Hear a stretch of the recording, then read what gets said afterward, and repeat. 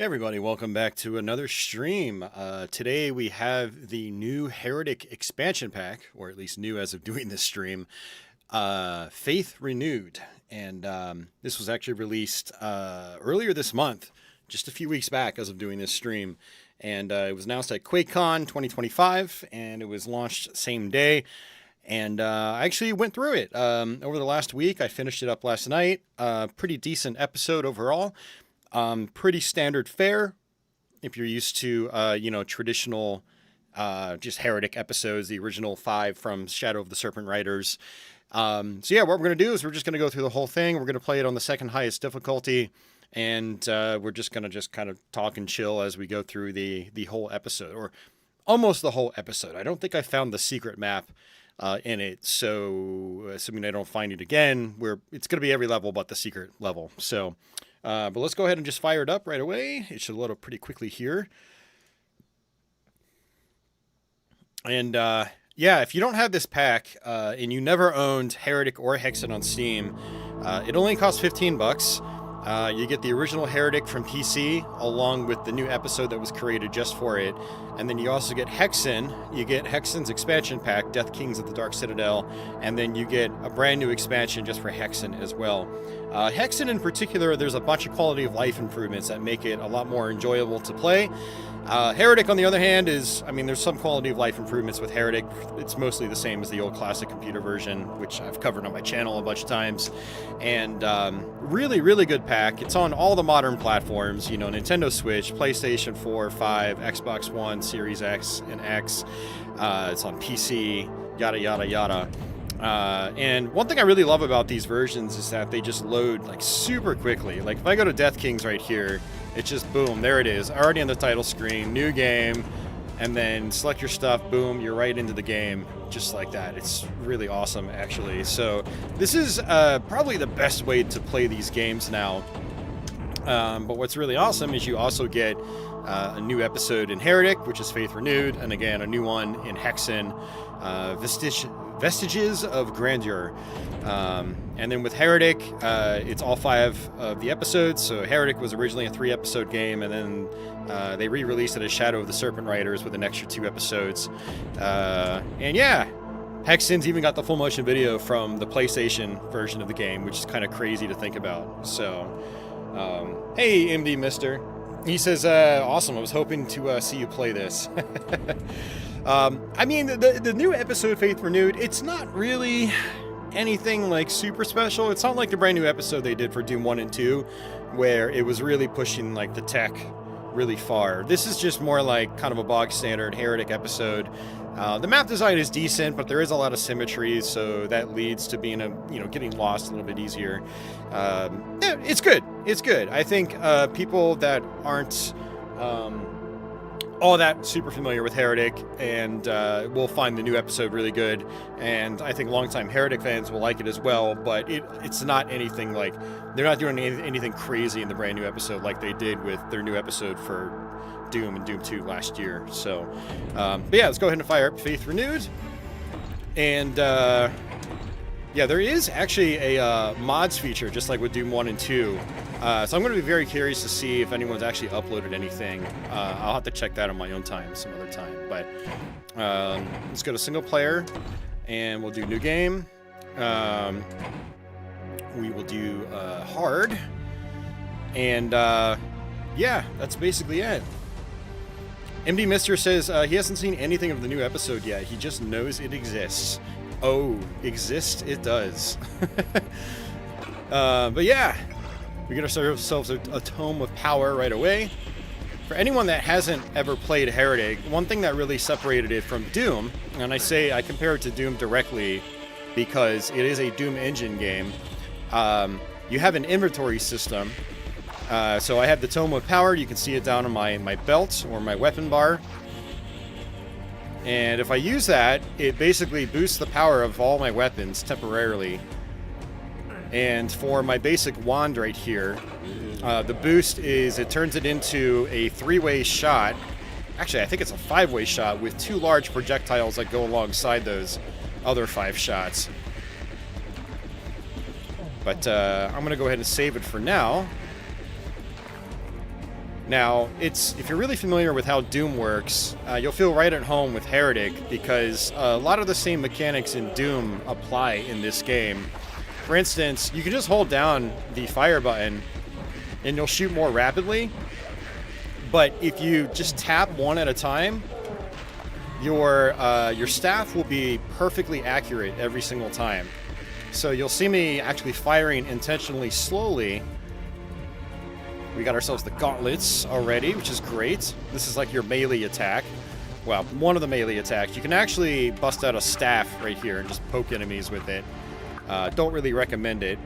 If you use the Tome of Power and you use the gauntlets, the beam turns red and it absorbs health from enemies.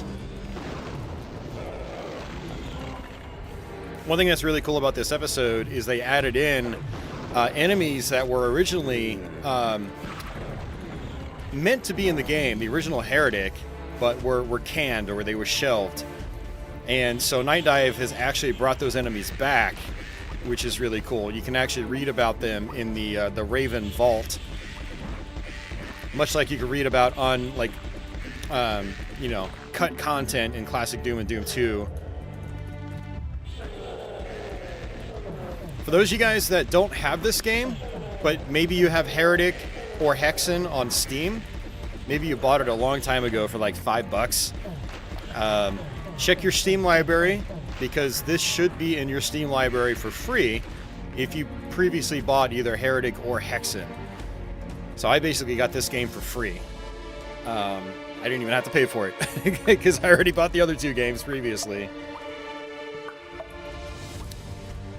Michael, try lowering your bit rate. I have the stream bit rate up very, very high, so it's probably your internet connection that's lagging. I am not dropping any frames here or anything like that. So, if it lags, I apologize. You might need to come back and check it back out on the archive. But, alright, I've got the yellow key.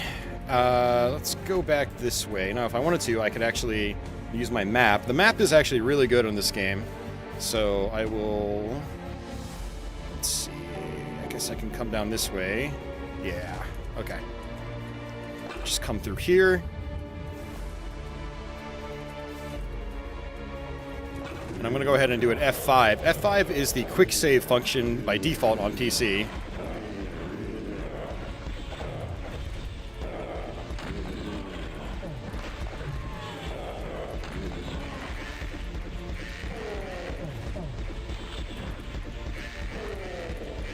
But yes, I have the stream bitrate up quite high because YouTube allows it, and I also have the stream set to low latency, so it's probably going to require a stronger internet connection to get a reliable stream. So that I apologize for, but I do want the footage looking good on the archive. So. Alright, so that's map 1. There are, I think, 8 maps on this. Either 8 or 9.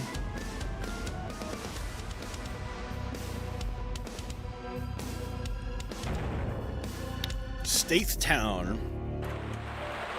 So some other changes were made. Your bow and arrow is actually a 5-way one now. It was only a 5-way in the original game when you use the Tome of Power.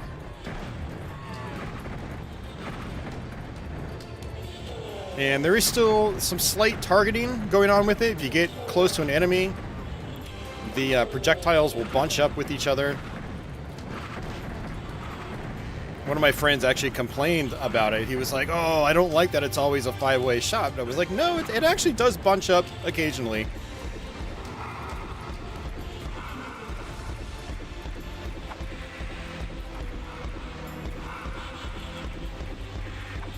So, Night Dive and id Software, they said that there were some balancing changes made. They said enemies were pretty tanky in the original game, but they reduced the amount of damage they take to destroy.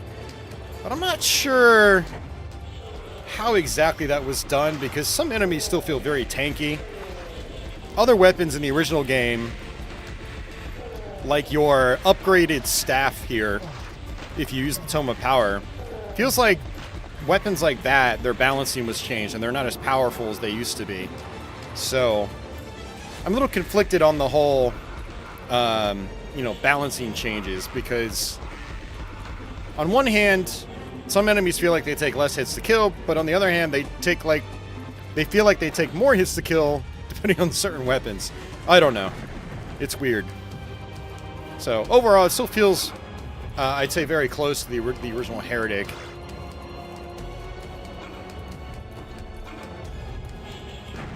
And this is just map 2. As you can already see, if you're familiar with the original Heretic, it blends in pretty well with the original episodes in terms of structure and things like that.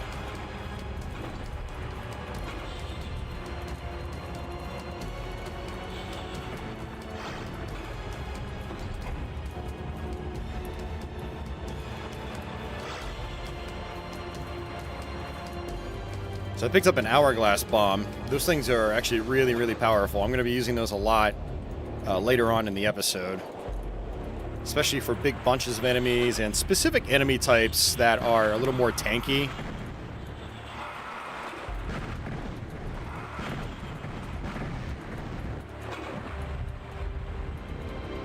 Alright, where is my way out of this place?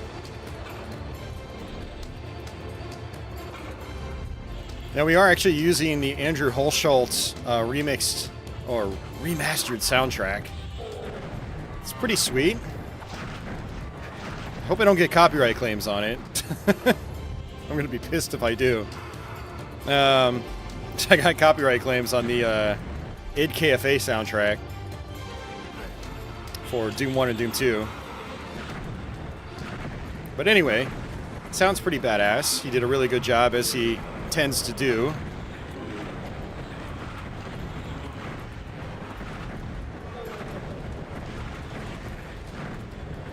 Now, if you wanted to, you could use vertical mouse look on this. I don't do that because it never feels right to me in Doom Engine games. But it is a thing here. It actually comes defaulted to on.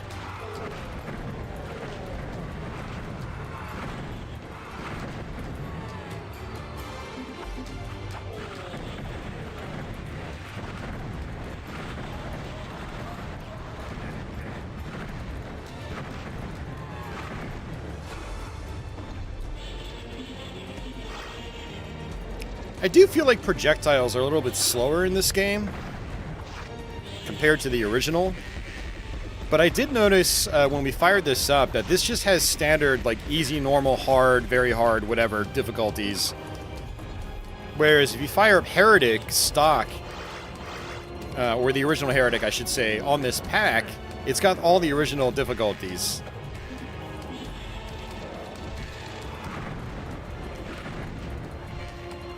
All the original difficulty names, I should say. So I'm not sure if there's like a balance difference for this new episode.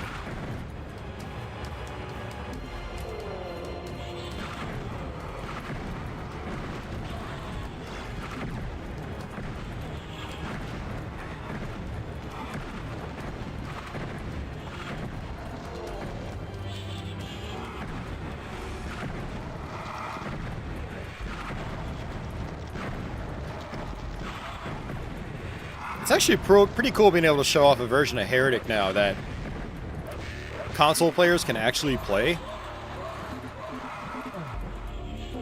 So I've covered Heretic a bunch of times on my YouTube channel over the years, but it's always something that, like, the console players are like, man, I wish I had a way of playing this. Now they do. Technically, there have been ports of Heretic to platforms like Xbox and Dreamcast. For instance, if you have a modded original Xbox, there is a version of Heretic you can play on that. But not everyone has access to something like that. And I guess not everyone has a PC either. So now people with modern gaming systems can grab this and access it easily. And access something that was previously not available on consoles back in the day.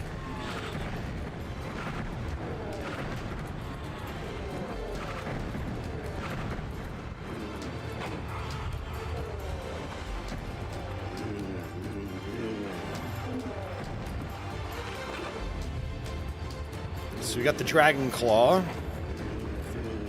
Very, very powerful weapon. Also very rapid firing. Did not want to fall down there.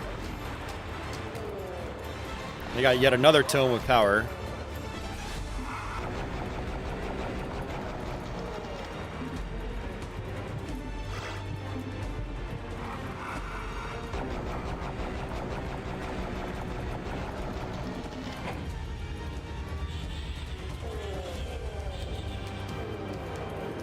I think that actually lowered the column up top. Yep.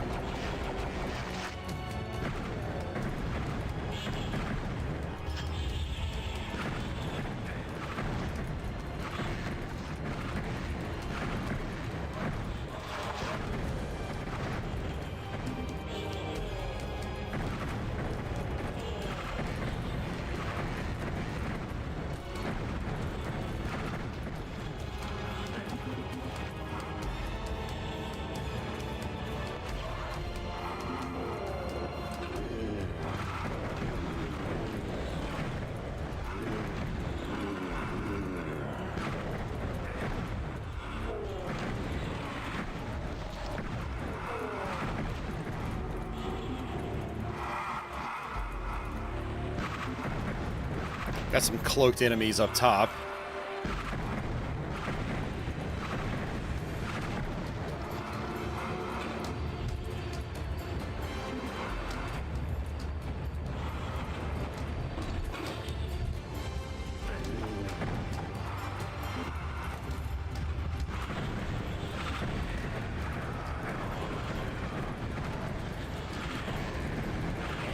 I have noticed the cloaked enemies are a little more difficult to actually hit.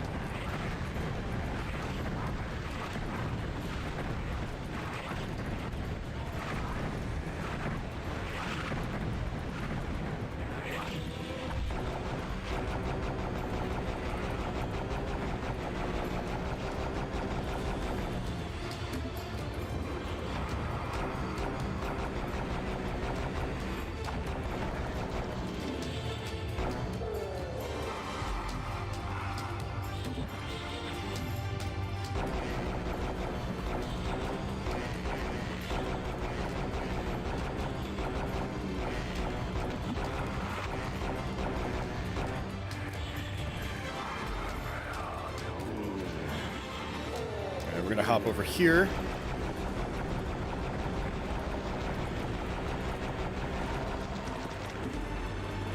All right, green key right here.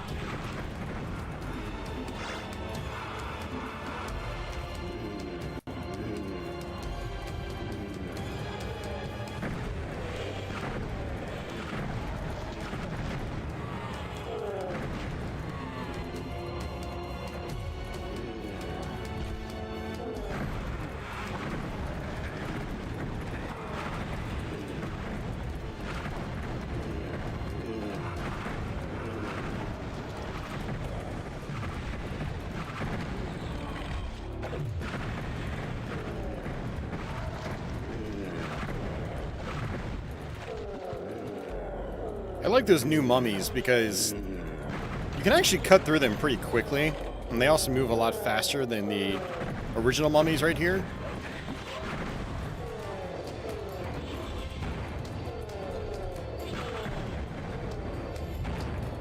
There's another new enemy type, well, an enemy type that was originally cut, and they apparently polished it up and added it back into this game.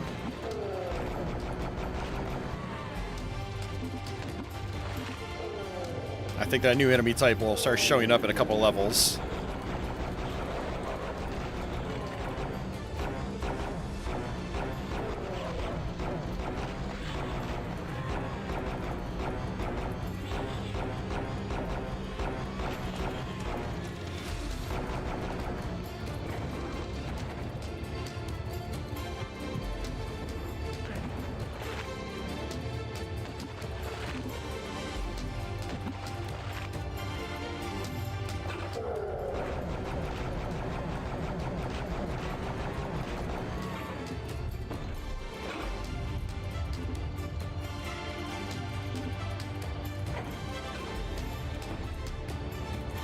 Alright, looks like our bridge to the exit is opening, or rising up.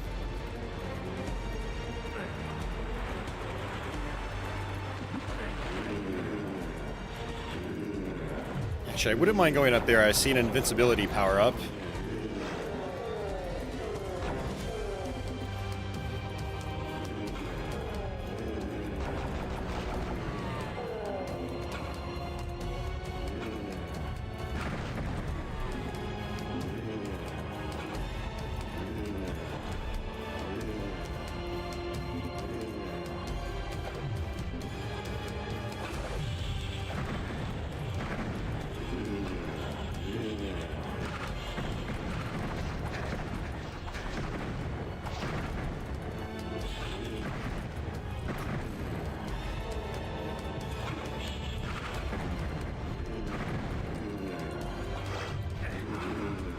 Alright, got ourselves a torch.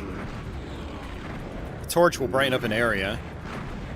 Although I found that this new map set actually isn't that dark. I feel like the torch isn't really all that necessary.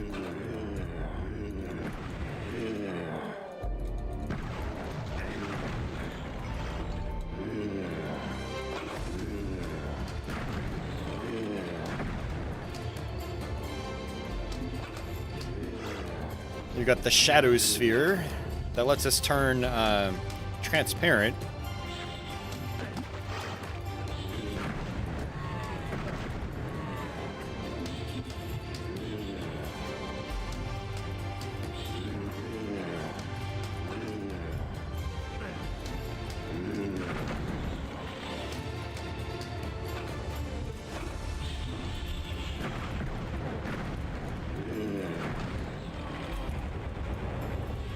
There it is. Nice. We got it.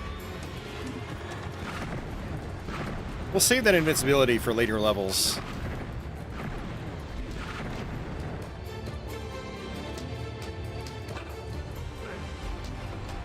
Alright, we can probably start working towards the end of the level. I don't know if there's actually a blue door in this one.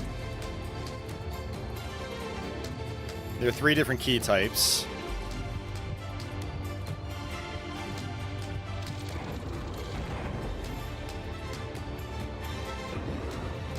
But not necessarily every level is going to use all the keys. Thankfully.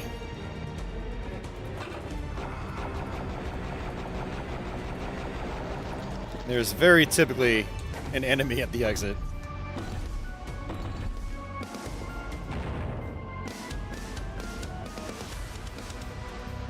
Crimson Palace. This is a pretty cool looking level.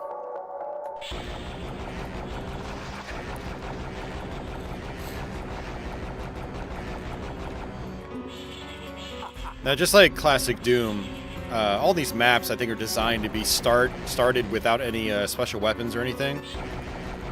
But I'm the kind of person where if I go through an entire episode of something, I always play continually, as we call it, where you just play through non-stop without starting fresh.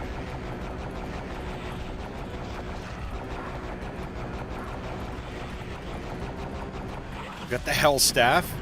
What's really cool about the Hell Staff in this one is, if I remember correctly, in the original Heretic, the Hell Staff was basically just like Doom's plasma gun. It just fired straight. But now it's a homing projectile. I am pretty sure it was not homing in the original game.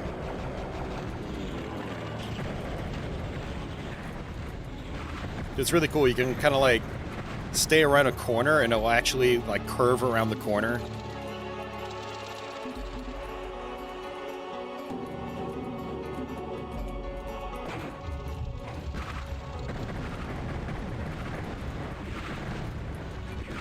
Hey, Jay. Oh, yeah, that would be awesome. I've never actually played through Heretic 2. I had it back in the day. I installed it. I played it for like a half hour, and then that was it.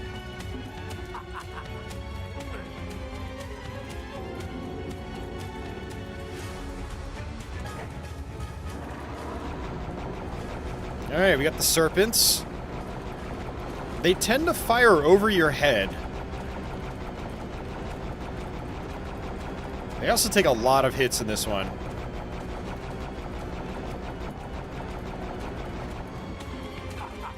we go. We just picked up the equivalent of the backpack from Doom.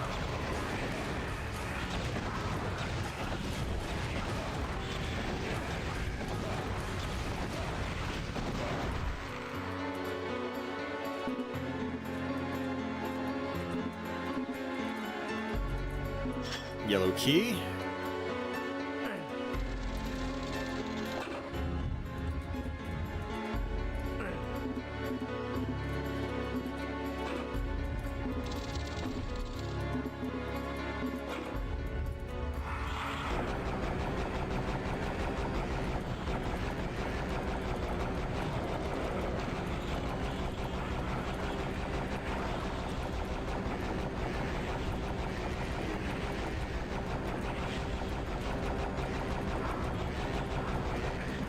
Uh-oh.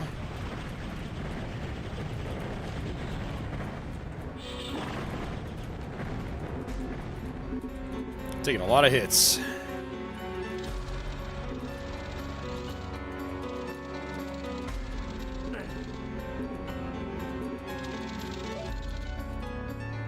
MD Mister, I do not. It does not feel natural for Doom Engine games. I use the game's original auto-aim as intended.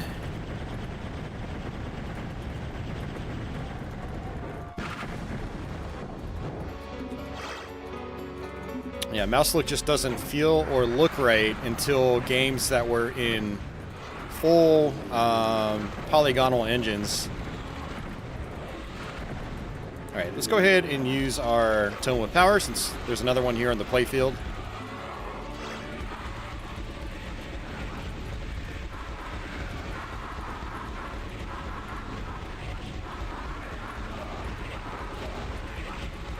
Yeah, and remember here, Heretic, you could actually look up and down, but it's not something you ever did while you were moving.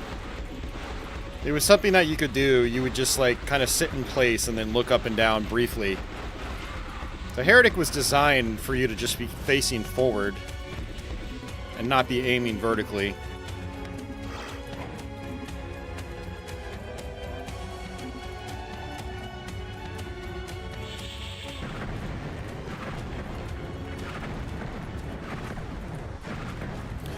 Yeah, Jay, it worked better in the build engine, but it was still jank.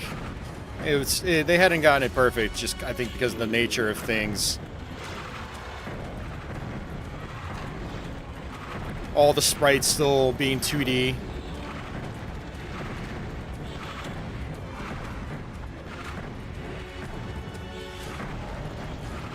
Yeah, got our big skull guys. I feel like those skull guys have been made a little bit easier in this modern version. They used to be super dangerous, and now I just don't have any problems with them.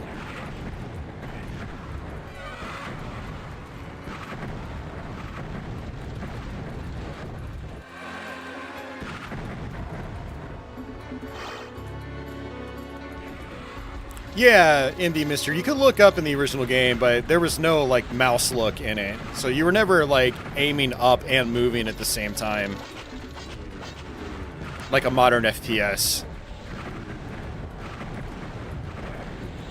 So yeah, I mean, this version gives you the ability to mouse look. It's fine. You know, it's not something I do with these Doom Engine games. It doesn't feel natural, and it throws the visuals out of whack, and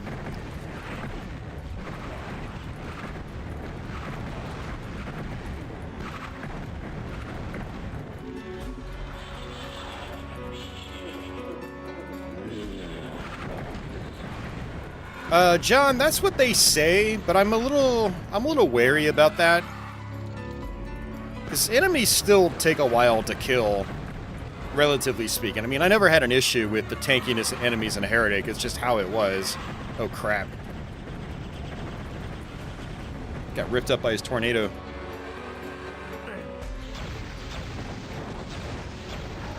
There we go.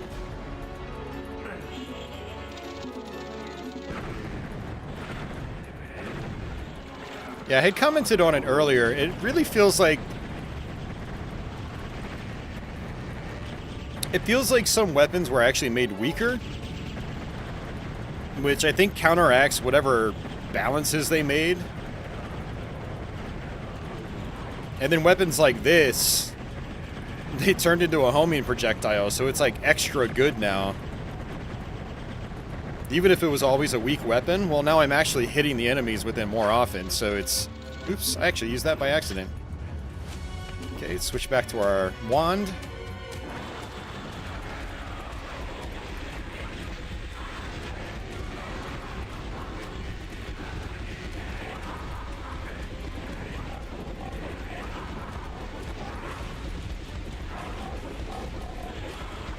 Yeah, like my wand doesn't feel as powerful now, even with the Tome of Power.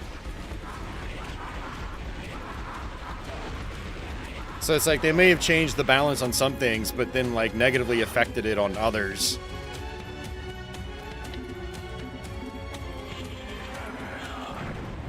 I thought there was an option to just play with the original balancing, but I couldn't find anything in the options menu for that. So I'm not sure what the deal is with that.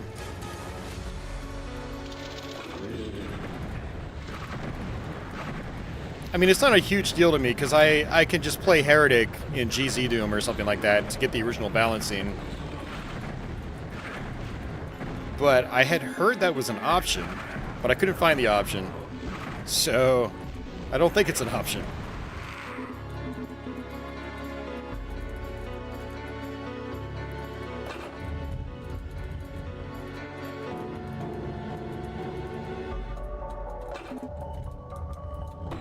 And Heretic is such a good game, though.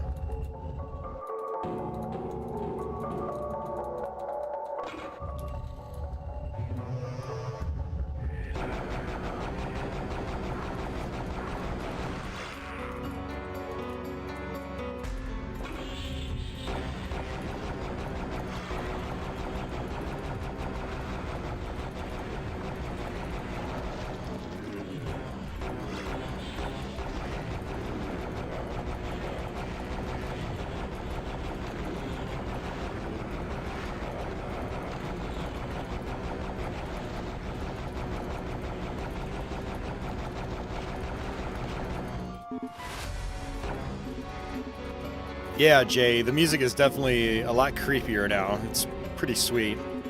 Now, you can still use the original MIDI soundtrack as well, which is nice. Hey, Crestline, welcome back.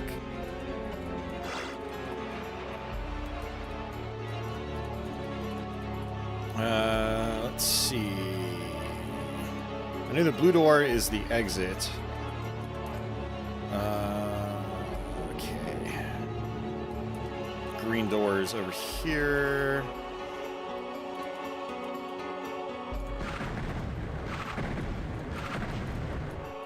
Got the Morph Ovum.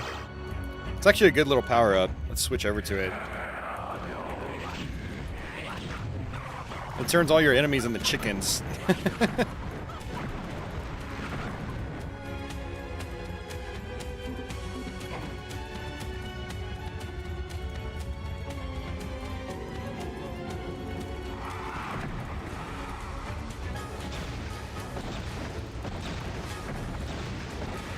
Wow, my rocket projectile basically went right through those guys.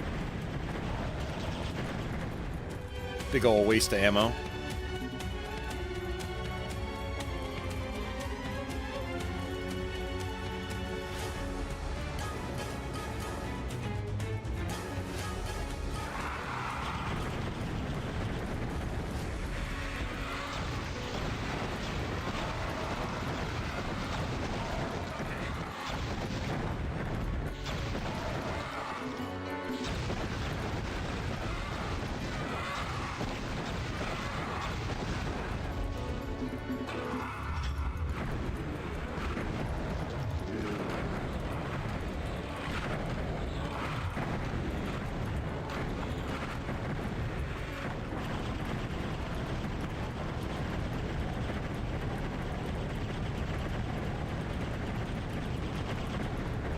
Hey, John. John Simpson, I should say. We've got two Johns in here. Alright, I've got the blue key.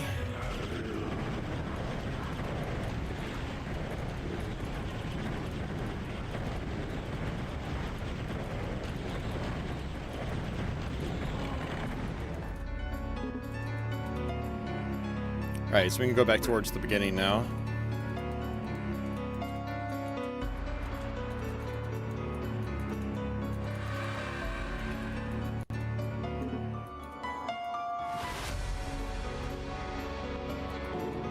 Where was the blue?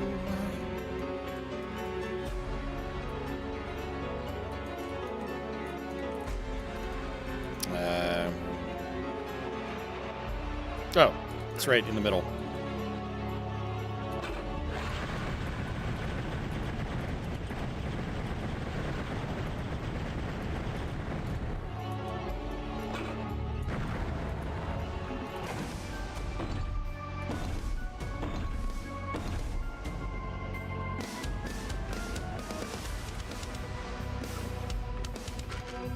No, you can keep the Clippy. I know why people are switching to Clippy.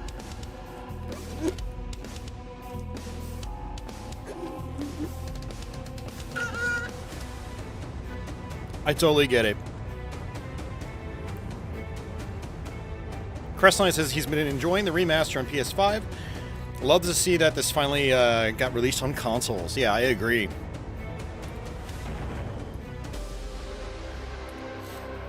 All right.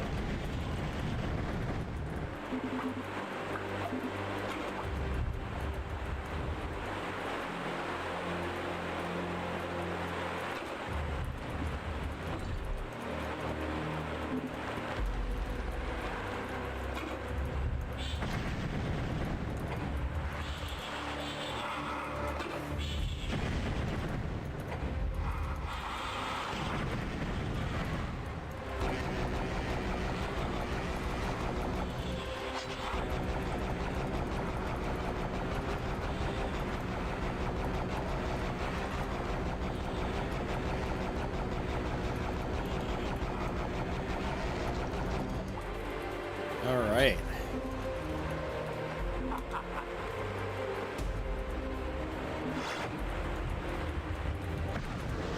Nope, there's our new enemy.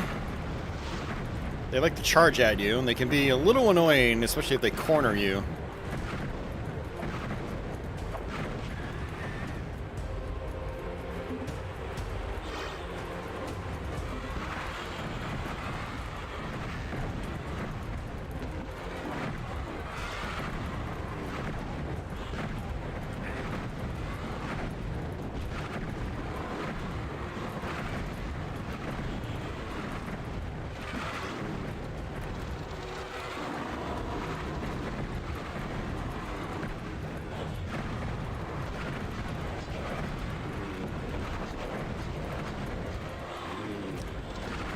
I think those brown, almost alien-looking enemies, I think their health pool's been dropped a little bit, because they're definitely going down faster than they used to, or at least it feels that way.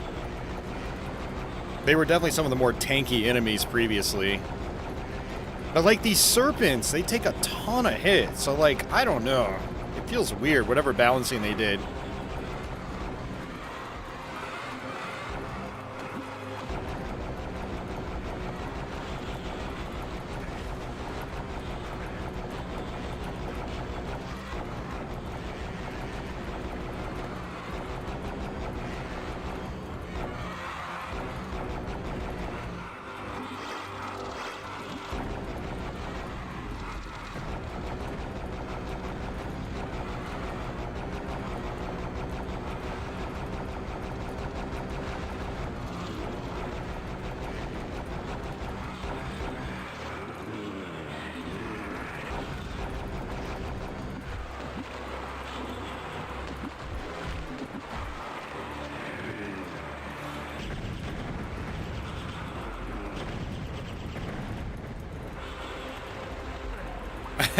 MD Mistress says, I never understood the hate for Clippy. It was because he was annoying. That was all. It was this animated guy that, at the end of the day, was just trying to help. That's one of the things about people changing their thumbnails to Clippy, profile pictures to Clippy. But in the transition from Windows 98 to XP, people were like, why do we even need this stuff? We don't need Clippy and like the little dog that popped up, whatever his name was. There's a couple of guys that you could choose. It was just annoying. Ate up system resources at a time where resources were still quite limited for operating systems. You know, it was just annoying. Now, in hindsight, it's really not that bad.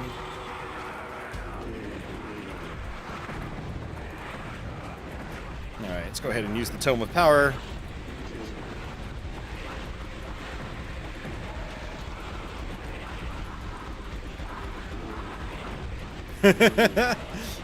Jay says, I'd rather have Clippy than Copilot. I mean, I think that's part of the point, too, is Clippy wasn't really, like, invasive. He was just annoying. But so much modern tech has become invasive, and the whole point of people changing their thumbnails to Clippy is that he was just there to help.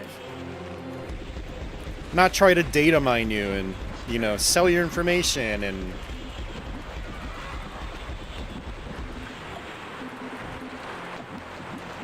hold the computer you purchased hostage. I mean, that's a little dramatic right there, but I don't know. Big tech has gotten to a point where it's not really there to help you anymore so much as it is to, like, make you its product.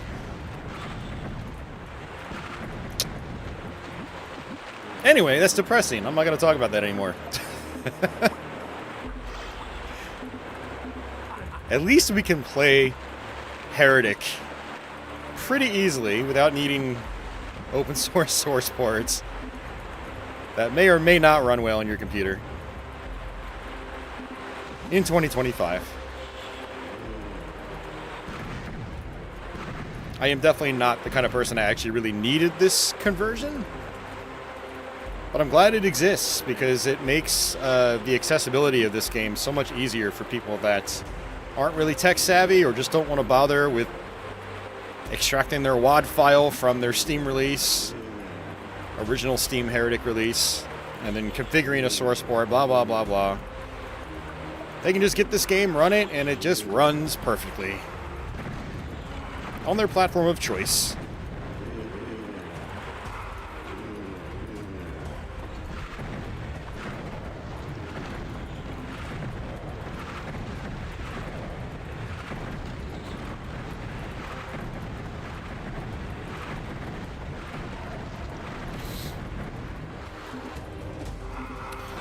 You know, I won't lie, I was actually watching a YouTube video yesterday from PC World.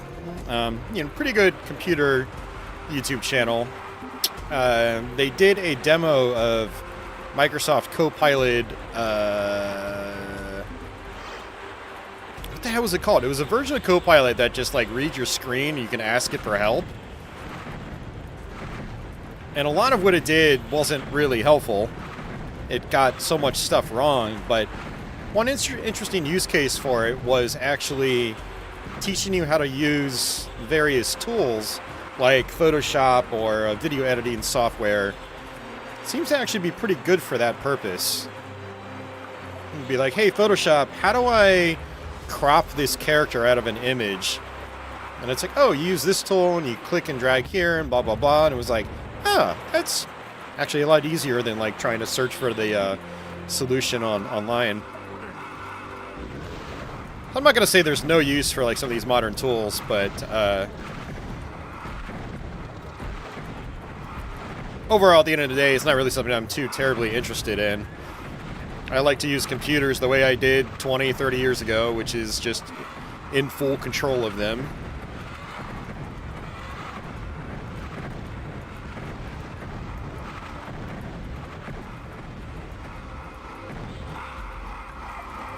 Especially when I'm going to pay $2,000 to build one. And I'm going to live on it.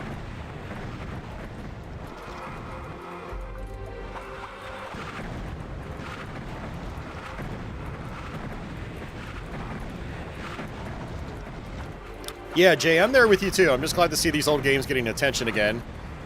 I do know that previously it would have been difficult to make this happen, especially at like a $15 price tag, due to all the licensing jumps and all the hoops they'd have to jump through.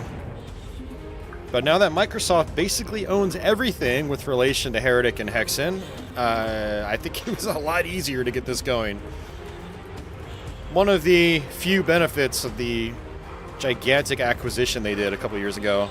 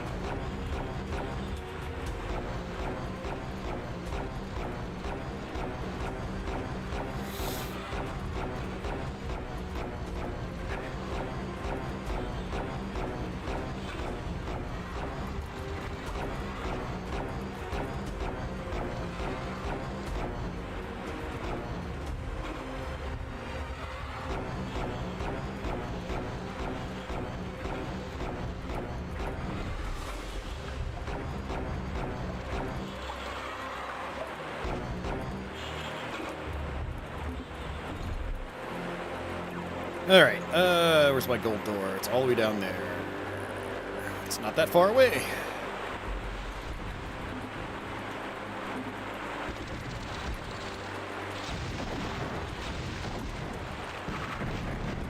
Nice.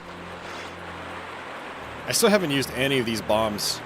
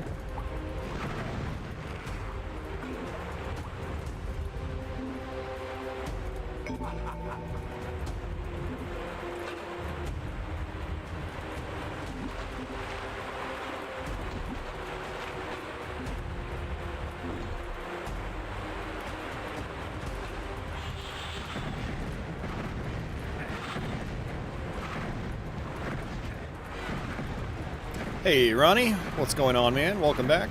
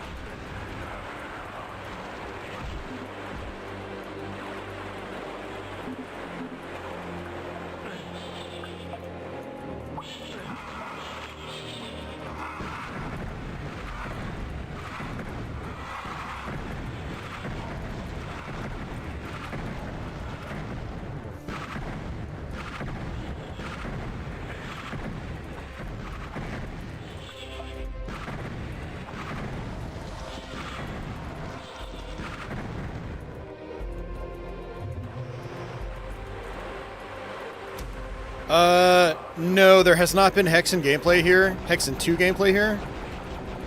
And there probably won't ever be, because I really don't like Hexen 2. Like, at all. I've tried, and I've tried over the years. I just can't bring myself to enjoy that game. I actually had that game growing up, too. I tried, and I tried, man. It's just so...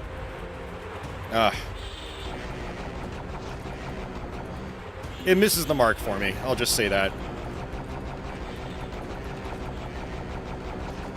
Massive ammo starvation is probably my biggest problem with that game.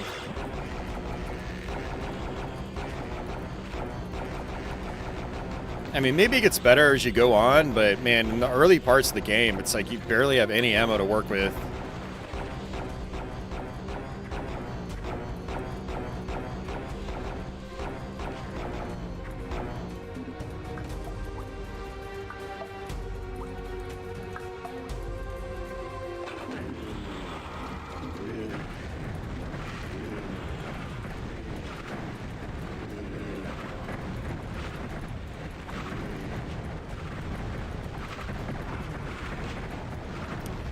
Jay, I mean, I could play Hexen 2 on my original PCs, or my retro PCs.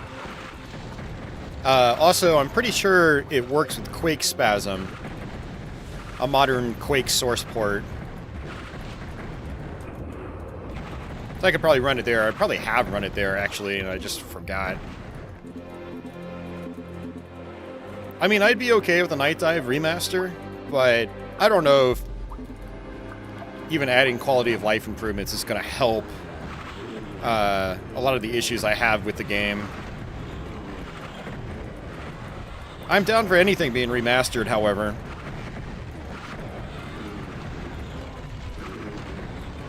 I'm very much a fan of bringing back old titles and making them available again, even if I'm not a fan of the games themselves.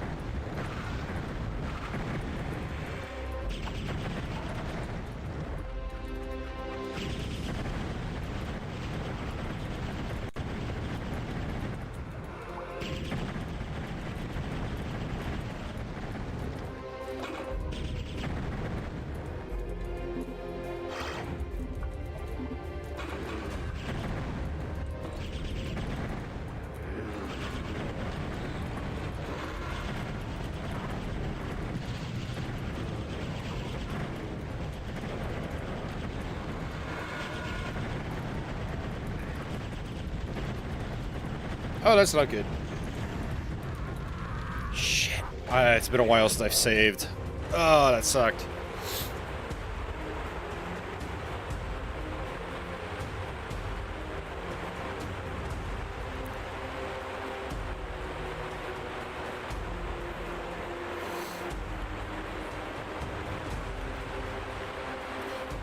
Crestline, they could potentially do Blood 2 or Shogo.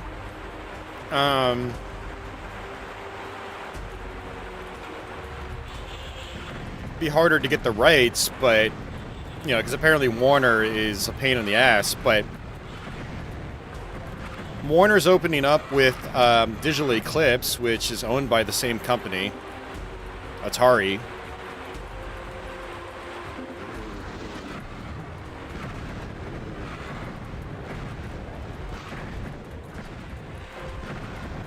You know, so with Atari's good relationship, thanks to Digital Eclipse, you know, maybe they can get Night Dive to do some of Warner's other properties. You know, the stuff that Monolith created. I think it's going to be an exciting several years for Night Dive now that, you know, they knocked out a lot of like the big games, and now they can maybe start working on some of like the lesser known titles that could use more exposure.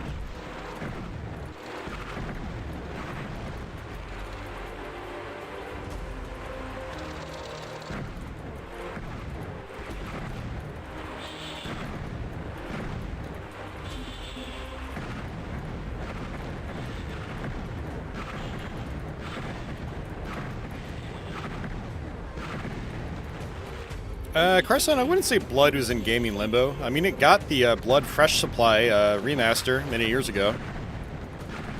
Like, it's already been done.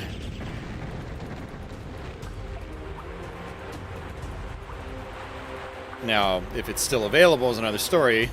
I don't know if it's ever been delisted.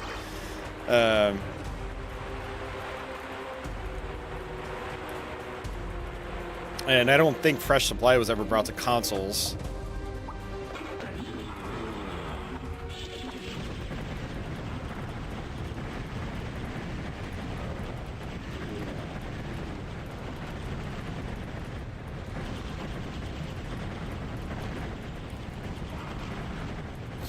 But I mean, that's one of those things too, where like, if Atari keeps up this relationship with Warner, it's possible we could see like a re-release of that, or a port to consoles. So like, I mean, honestly, I would just like not even worry about it. It's not worth it for one, but two, like just give them time. This stuff takes time.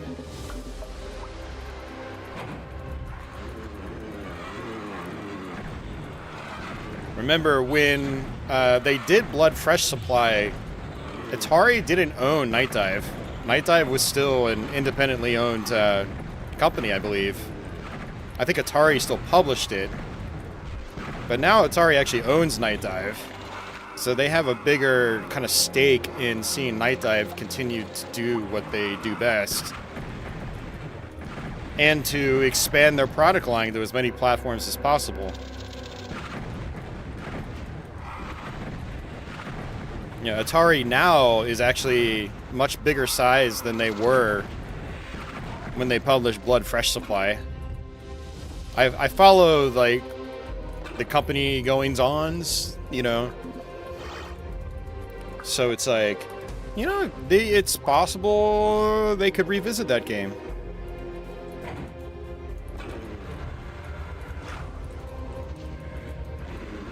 But again, just be patient.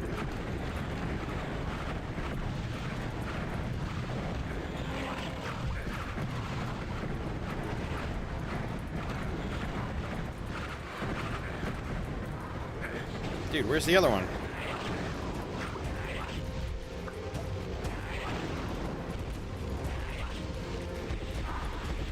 There it is.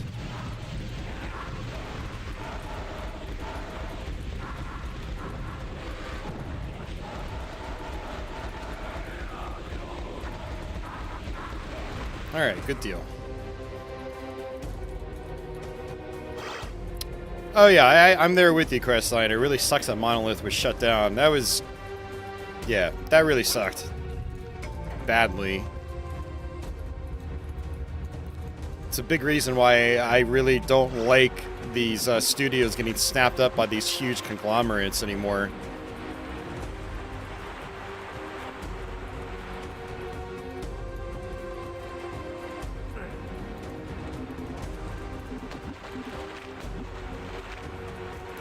You know, these big corporations, they have an infinite growth model, which is literally impossible to sustain. And the second that, like, something doesn't go according to plan, they, instead of doing something that's, like, good for the people working for them, they just get rid of people instead. Shut down studios that have been around a really long time. You know, we're talking Monolith has been around for like 30 years. You know, that's insane to shut down something like that. Industry veterans that have, you know, major history in the industry. It's just like that. Honestly, like, you shouldn't even be allowed to do that. Like, that just really pisses me off to no end.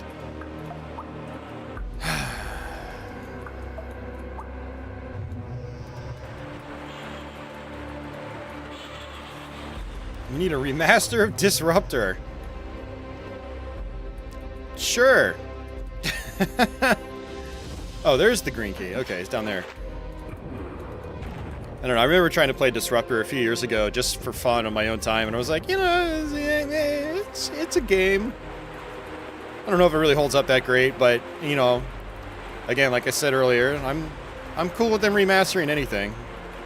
You know, a game like Disruptor, there are fans. There's definitely fans for that game.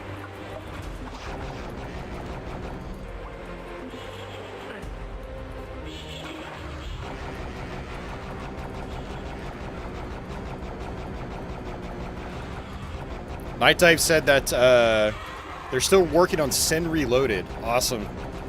I think that's finally when I'm going to play Sin, Ronnie.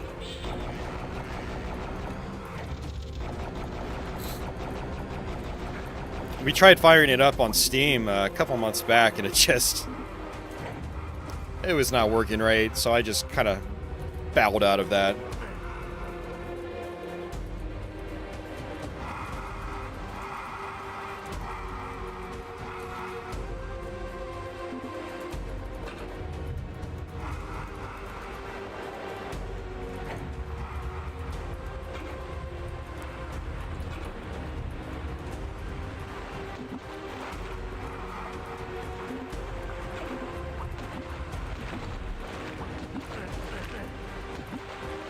Alright, blue key. Blue key, blue key, blue key. This is one of those quality of life improvements. They actually put the key on the map. So, that's nice.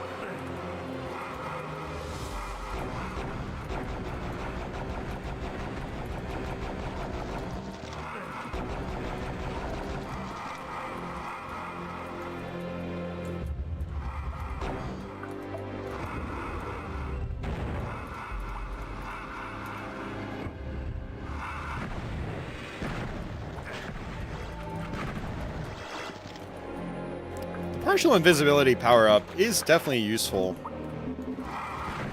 I always just forget to use it.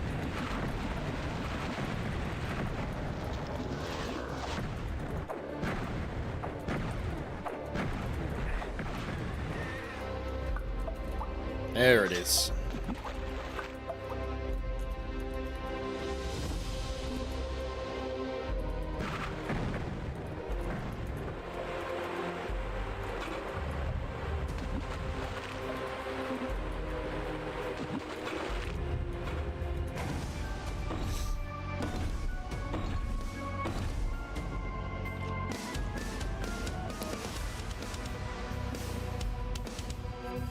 Oh, Undying would be a good one to remaster. I do think, according to them, it is getting to a point where they're kind of running out of, you know, classic id Tech engine games to remaster. One of the reasons they did this, supposedly, is they had already just done Doom and Doom 2. So it was like, well, why not go for Heretic and Hexen?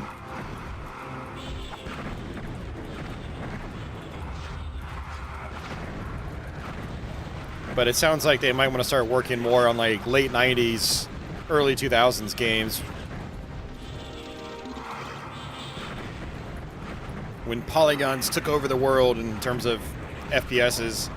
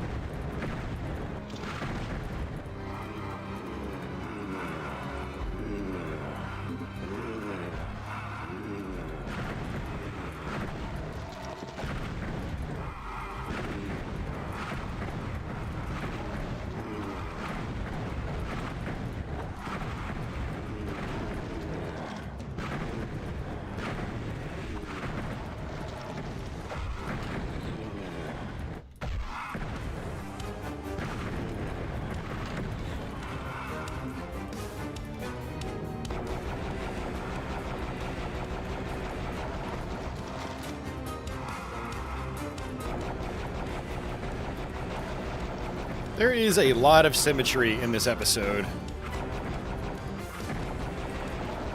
What I mean by symmetry is like, oh, you have 2 boxes with enemies on them, spaced evenly apart. Oh, you have 2 rooms that you can shoot through with enemies in them. And on the other side, oh, you have 2 sets of gates with the same enemies on the inside. Yeah. You can tell I'm a huge fan of symmetry.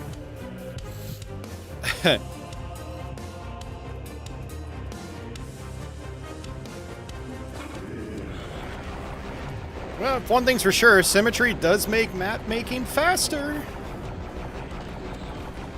Because all you have to do is just copy and paste.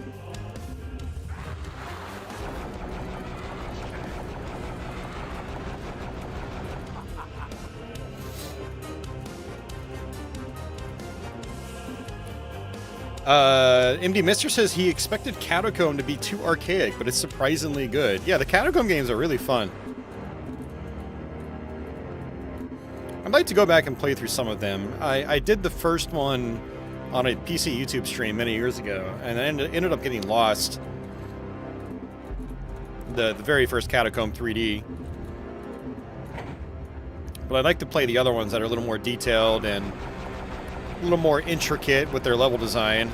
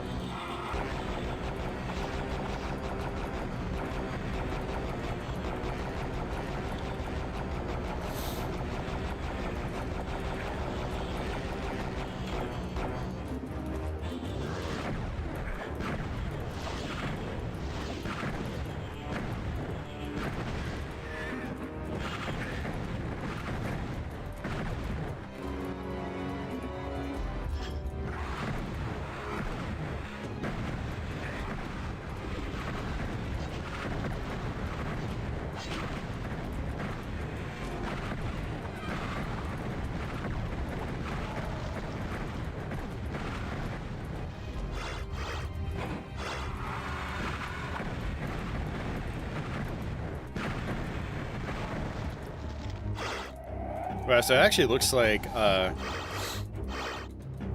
bunch of these projectiles just go through those cloaked guys.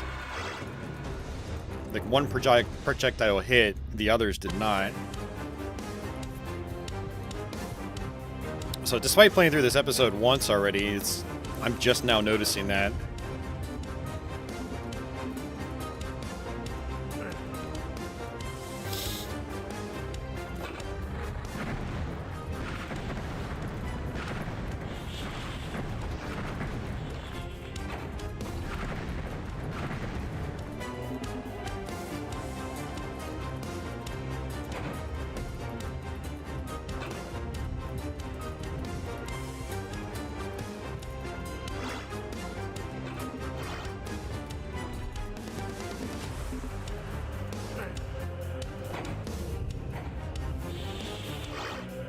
I do like some of the new textures they added, like the blood splatter and the heretic box art, basically. I don't remember that being in the original game. Maybe it is and I just forgot, but I don't think it was.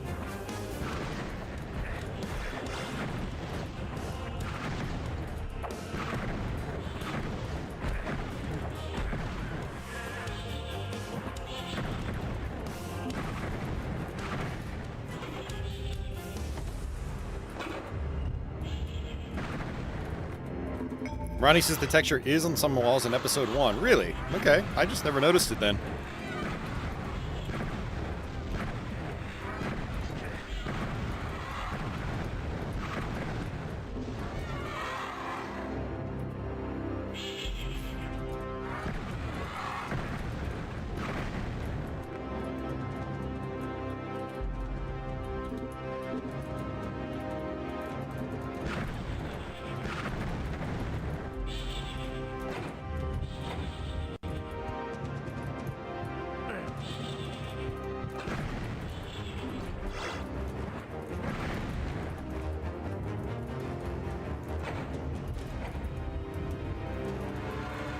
Should switch over to the weapon that has ammo laying about.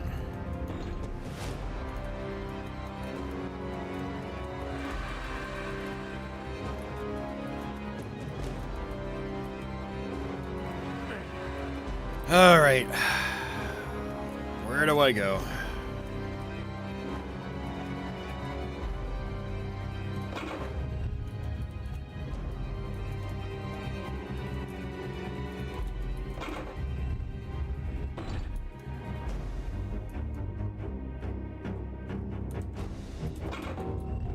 I guess maybe we can loop around now. Yeah, that's it.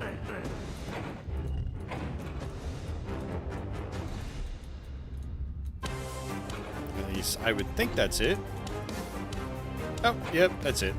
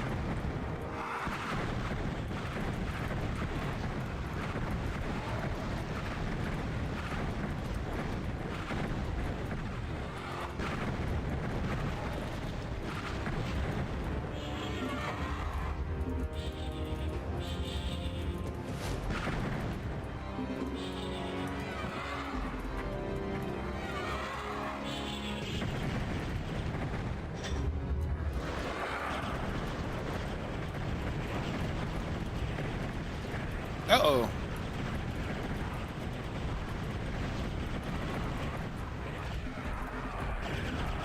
I do wonder if the amount of damage taken has been boosted, because I feel like I'm dying, or getting close to dying really quickly in this.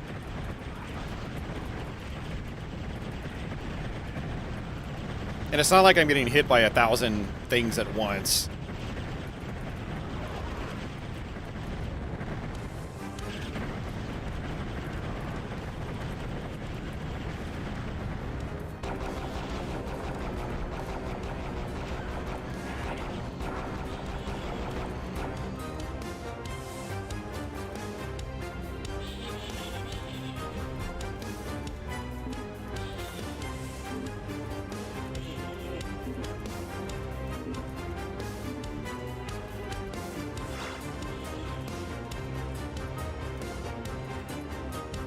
Gamer James got the Gradius collection. Very nice. Very nice.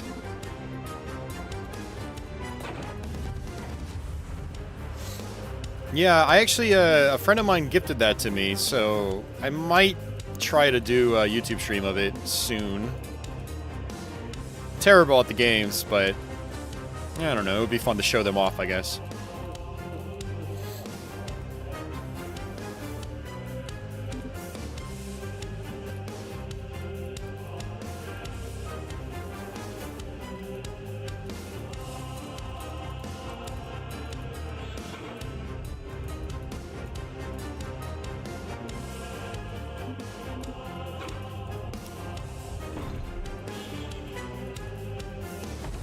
John says MDK2 is a good game, but missed the market bait, especially with the dock levels.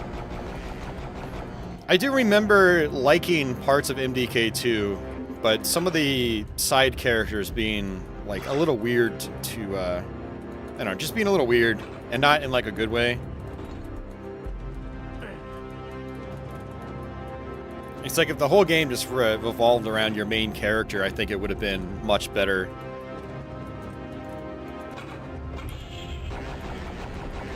And MDK1 I barely ever played. Like, I played through the first and second level, I think, and that was about it. It's one of those I should probably go back to.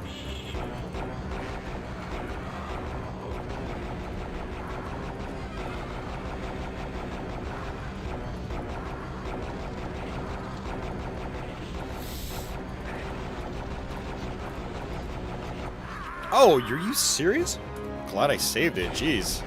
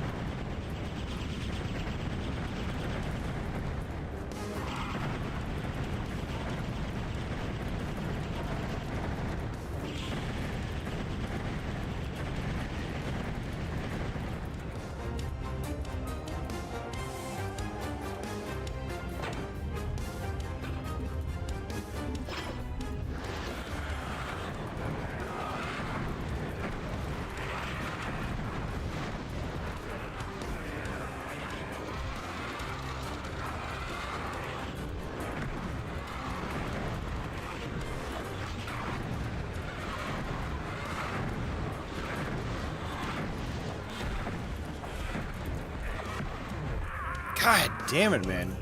These guys hit so hard.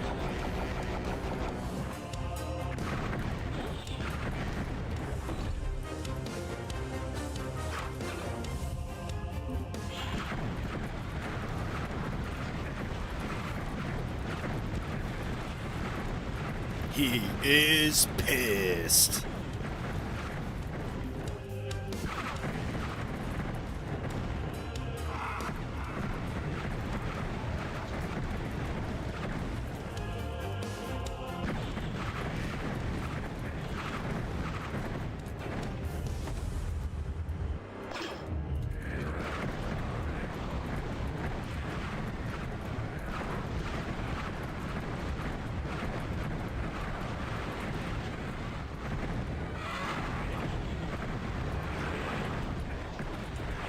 God damn, those guys hit like fucking tanks, man. Jesus Christ.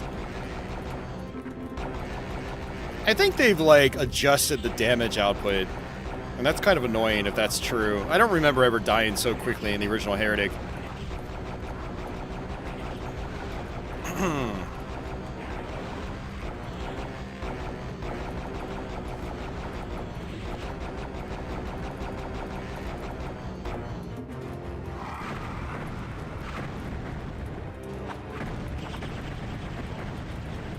It does seem like this staff is a lot better against the cloaked enemies.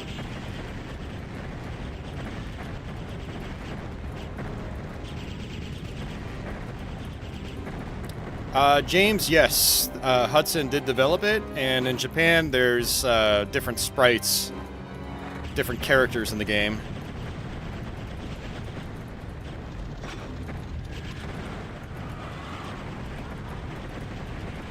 For Mickey Mouse Capade.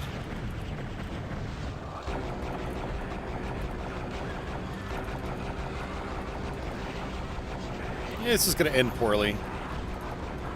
Get me out of here. Oh wow, he dropped the tome with power.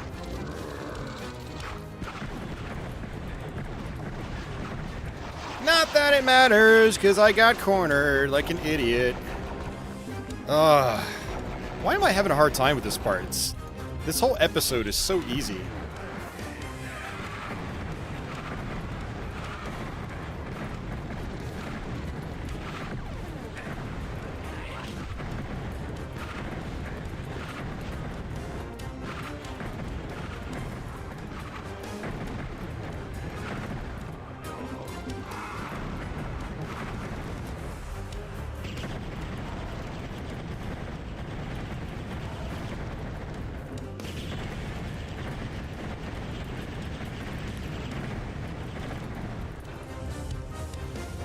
Alright, try this again.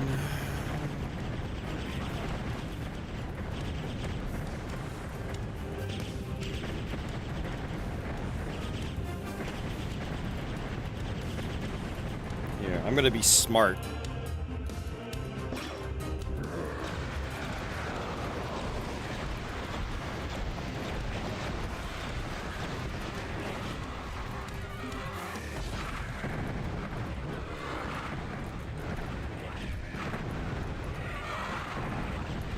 Man has powerful weapons. Man should probably use powerful weapons. And not try to conserve ammo when there's 20 guys coming at you at once. Look at that. See, that was easy. That's how it should have gone the first time.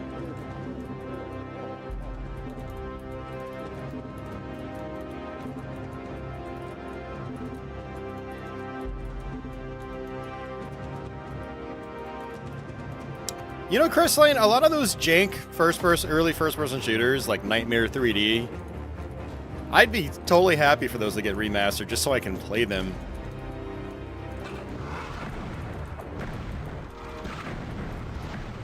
Also, Ken's Labyrinth. I want to play Ken's Labyrinth, but it always crashes on me on any, like, retro computer I've ever had. Now, I know I could just fire it up in DOSBox, and maybe that's really what I should do, but I always use that as a last resort, because I like running original hardware.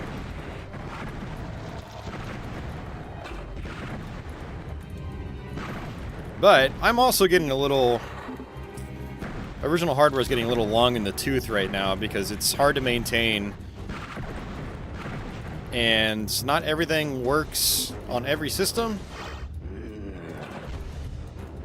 You end up running into a lot of incompatibilities, and it's just like figuring out what works on which hardware set is annoying, to the point where I'm probably going to end up getting rid of most of my retro PC collection.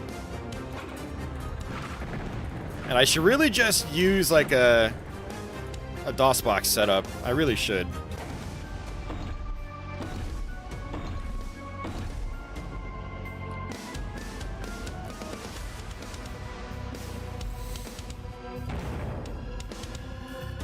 Alright, Foundry.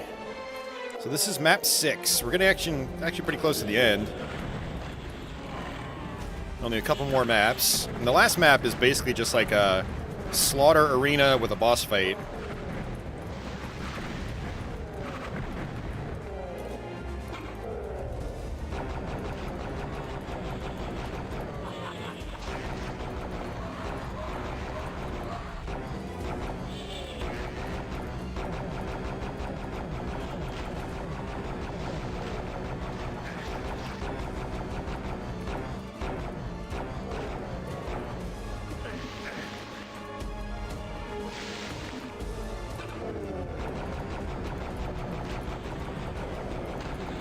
This is definitely one of the more complex level in this map set.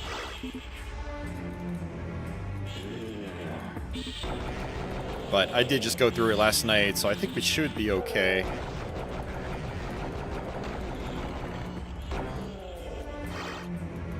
You know, let me go ahead and start using these.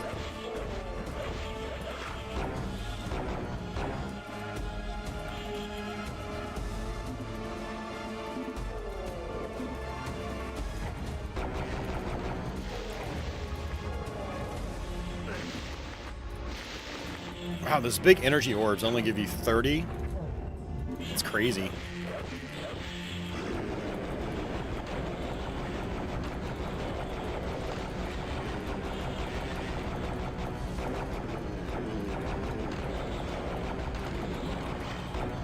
Uh-oh.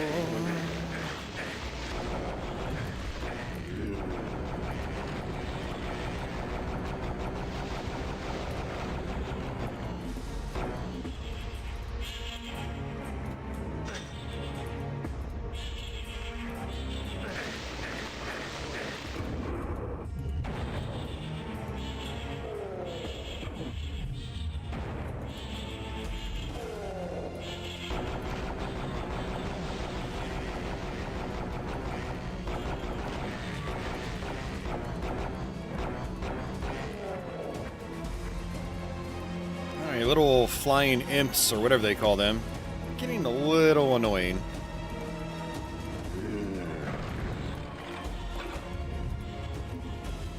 They can go all over top all these solid objects, so sometimes it just feels like they just end up on top of your head out of nowhere. It's like, go away, please. Alright, yellow door. I don't remember where the yellow door was. I should probably look at the map.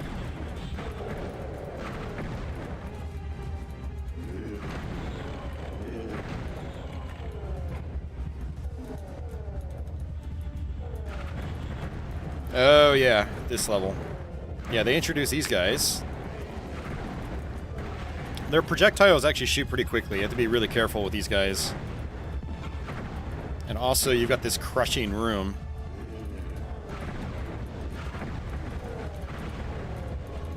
So this is actually a really good room to use your invincibility. So I'm going to do that.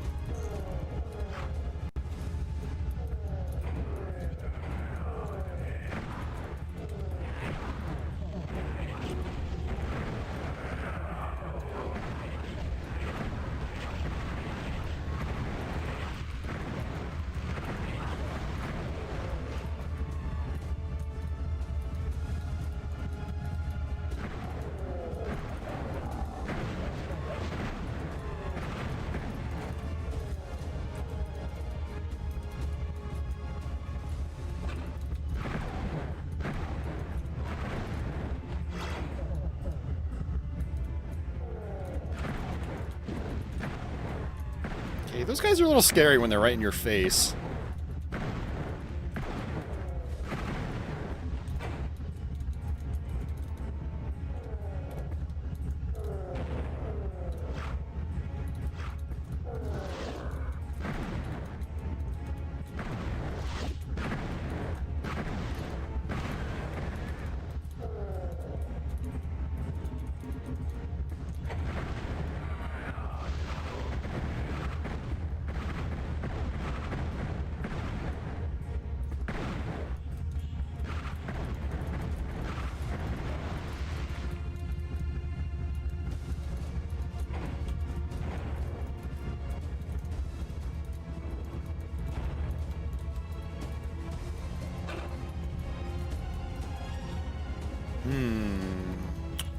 What do I want to do?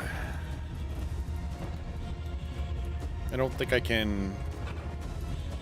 Yeah, the gate for the green key hasn't opened up yet. It's through that wall. And if you really wanted to, you can come here and it might work better from the other side.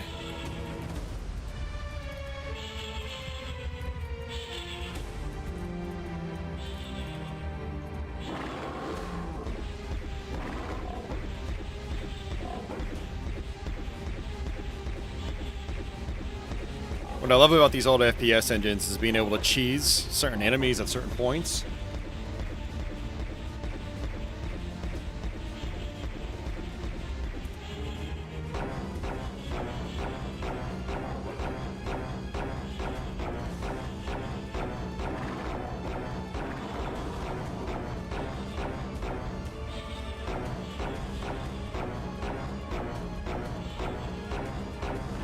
There he is. He's gone. All right. Question is, where the hell do I go?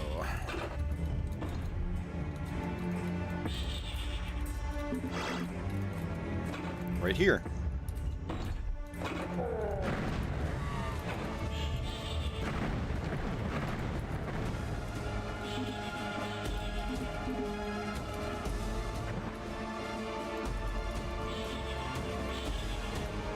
MD Mister says, in newer FPSs, it's called sniping, and it's a feature.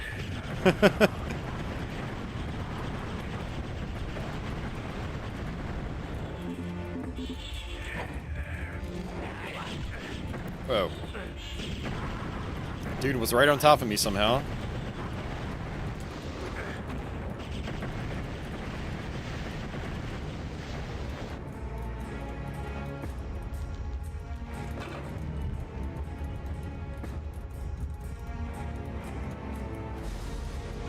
Still hasn't opened up.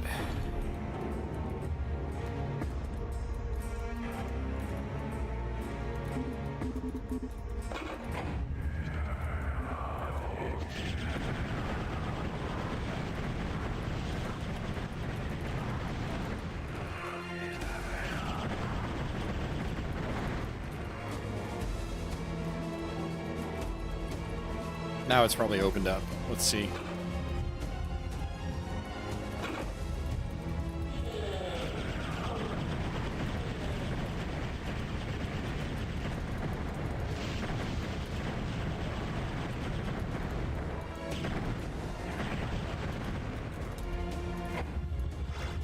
Now it has.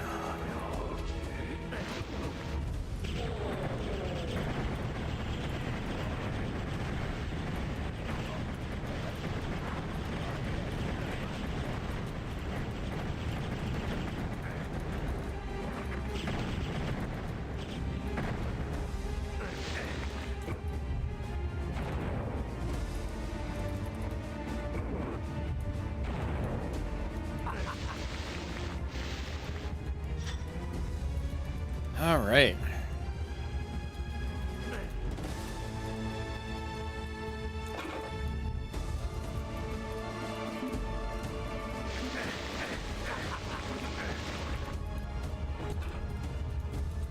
All right, now we have to get back up top.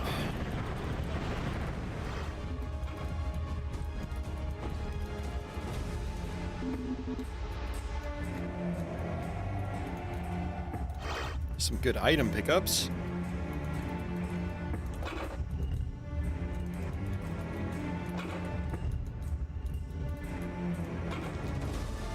Ronnie says the world needs capstone remasters. He says if someone can re-release Dr. Radiaki as a remaster, then we can definitely get a touched-up tech war. Hell, I'd like just a modernized Corridor 7. I love that game. That's one I've been wanting to play through my channel for a long time, but it's kind of hard to get it working right unless I just use DOSBox. It crashes on every single old school computer I have.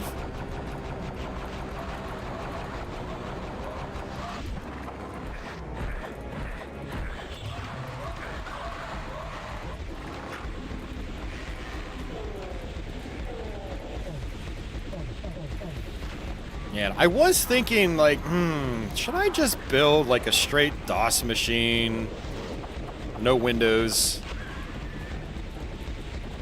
I don't know. I feel like I'm just so done with retro computers. Because I still have parts. I still have old Pentium CPUs. I have, you know, some graphics cards. I have memory, and I have got a Sound Blaster AWE32 and an AWE64. Brian, no, Heretic is a standalone game. It uses the Doom engine, but it is its own game. This is a new episode for Heretic, which was released as a part of the Heretic plus Hexen remaster. Came out a couple weeks ago. So I think we're going to actually fight a Molitor here. They're like the equivalents of Doom Cyber Demons.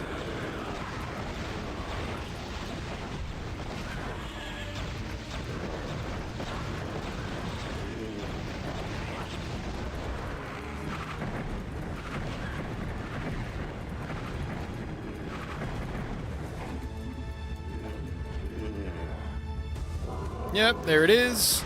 I do love that these wizard enemies can drop tomes of power.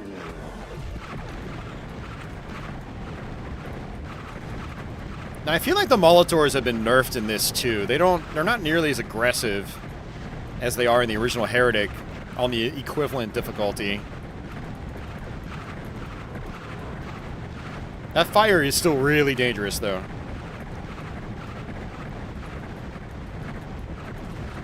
Yeah, like look at that. That was fast.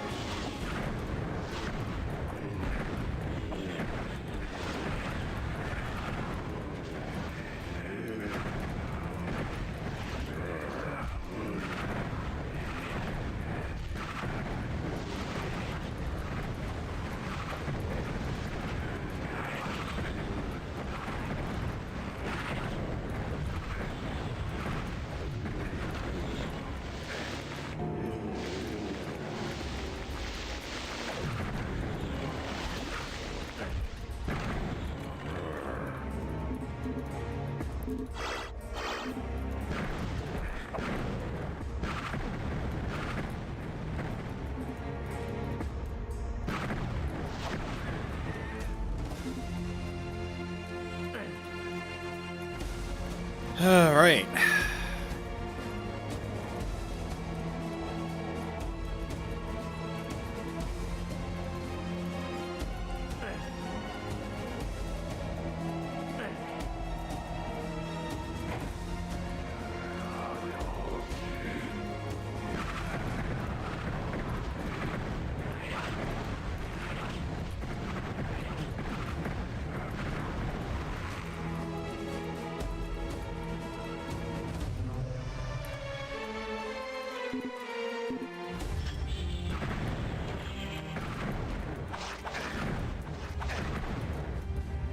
Sometimes I just don't even see those little buggers.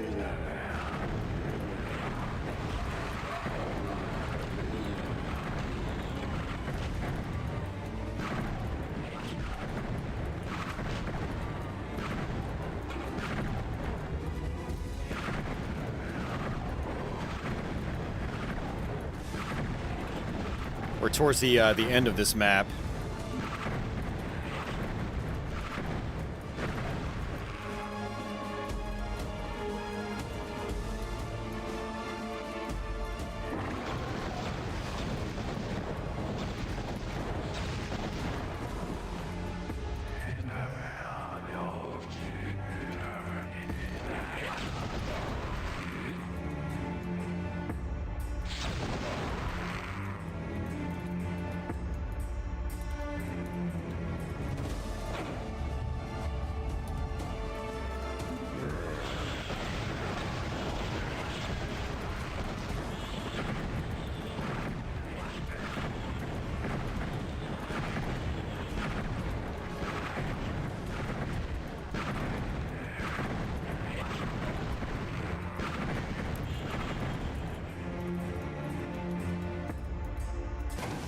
Alright, Foundry is done.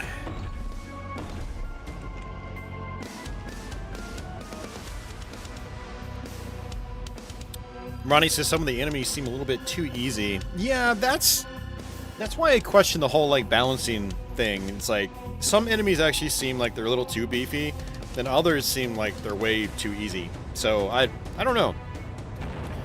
I mean, at the end of the day, I don't really care that much. Like, I think it's still balanced fine. I'm gonna go ahead and use one of these since I get one right here.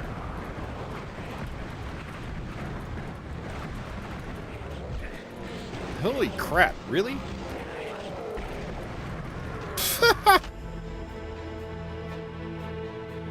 Let's try that again.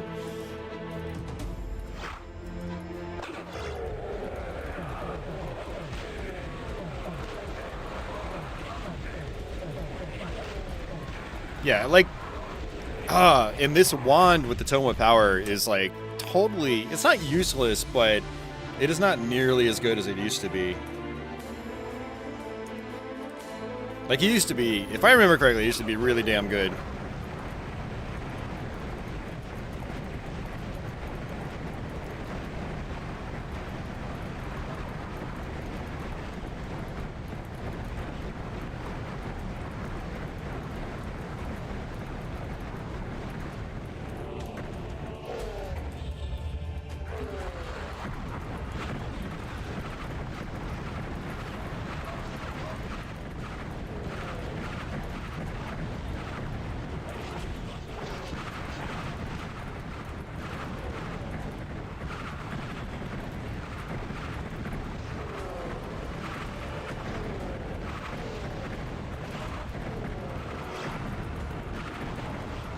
Yeah, this map's kind of neat. It's a little reminiscent of, like, a map or two from Doom's Episode 3, where it's a little more open-ended.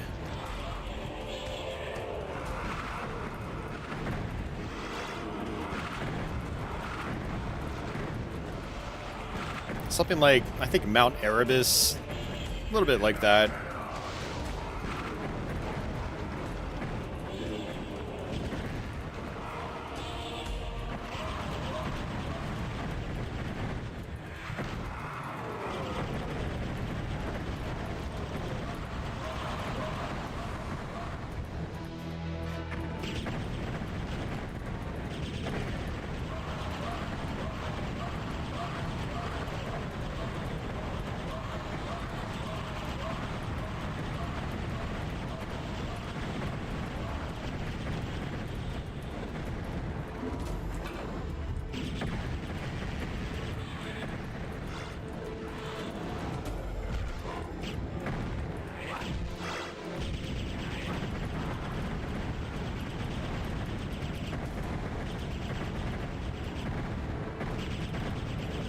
I love the homing property on this thing. It's almost too good.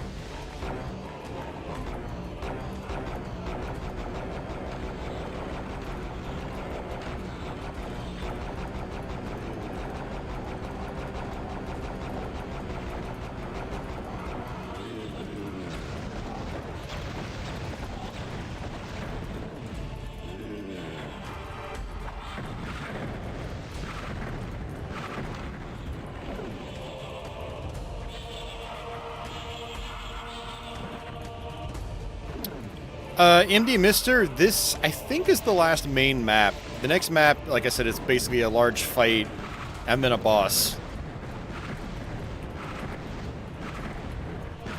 So yeah, we're close to the end. If you're trying to go to bed or something.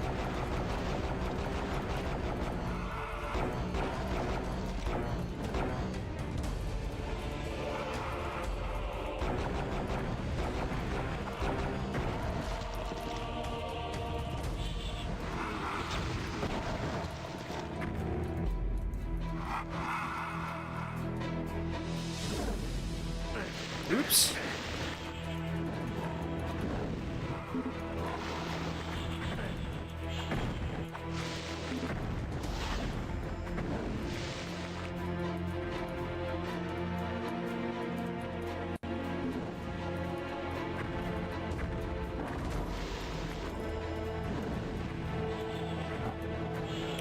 Alright, yellow key. It's probably down this way.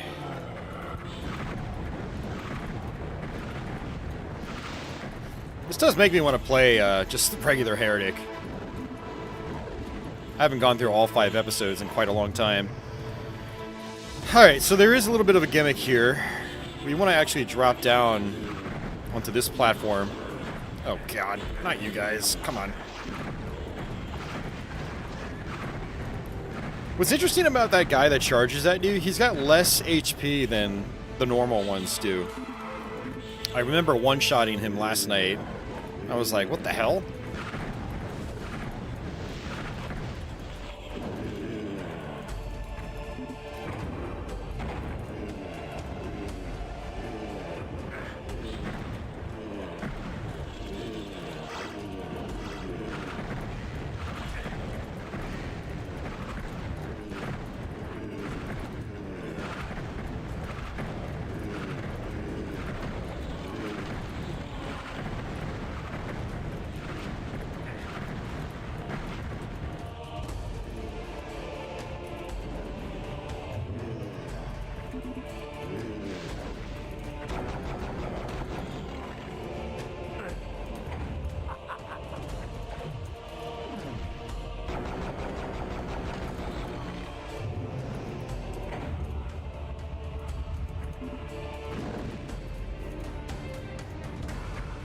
Still don't remember where the yellow key is. So it looks like that's opened up. Okay. It's right there. Never mind. Alright. Alright, so we got the fire mace.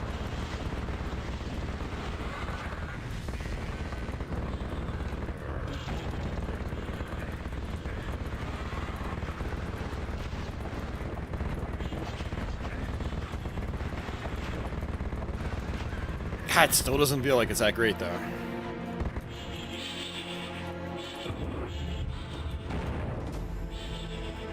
Yeah, if you use the Tome of Power, it shoots out these gigantic steel balls. I remember loving that attack growing up as a kid when I had Heretic. And the Tome of Power just added so many cool, like, just attack options. It's one of the things I always loved about Heretic.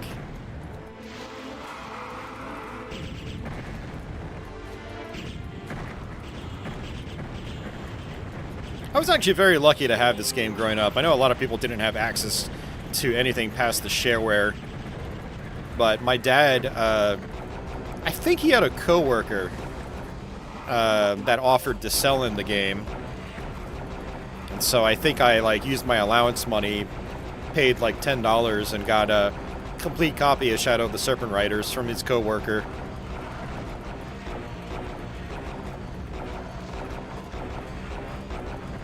Good times.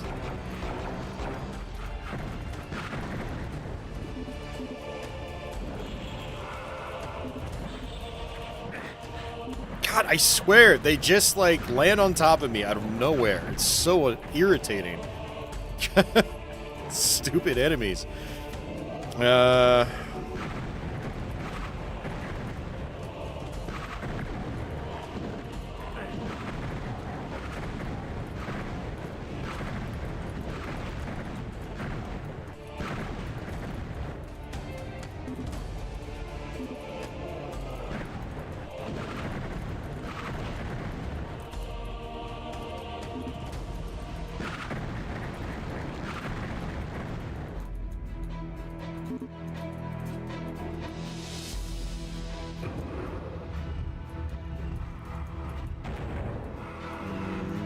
Do I trust this? I don't think I have a choice. Alright, cool. I'm gonna take this teleporter just out of curiosity. Oh. Alrighty then.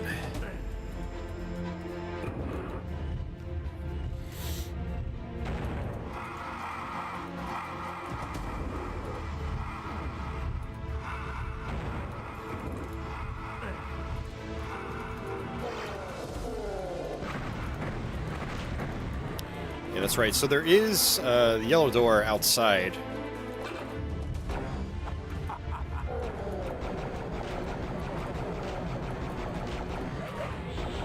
Yeah, these weapons that only do one shot at a time, I think, are the most useful for the cloaked enemies. Because every shot will actually connect. Whereas if you're using something that's like a spread shot, not every shot connects. Only one projectile will.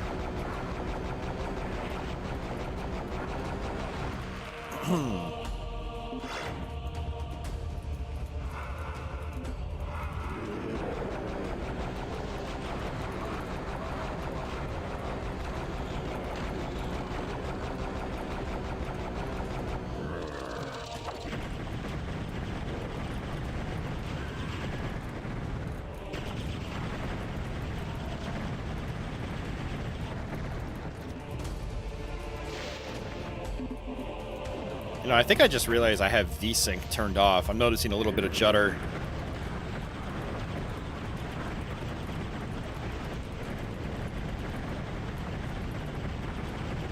Right. There's definitely a little bit of input lag if you have VSync enabled. And I'm usually okay with the judder on my own, but sometimes I'll turn VSync on again when I'm just trying to live stream it. So it's a better viewer experience. I would like to get back up there, actually.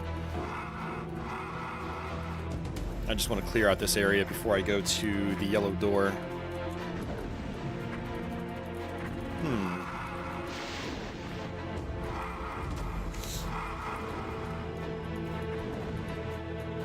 John says it looks good from this side, though. Awesome.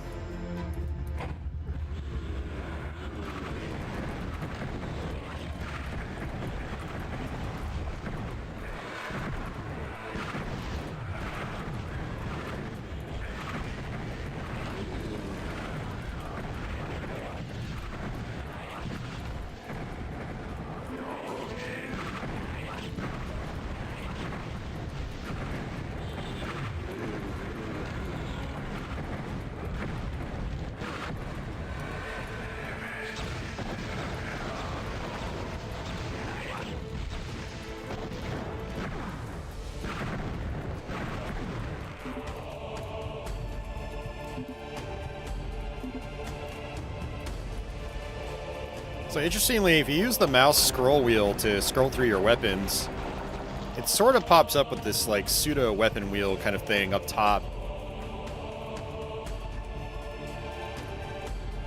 but I've gotten used to just pressing the number key for the weapon that I want. Alright, yellow door.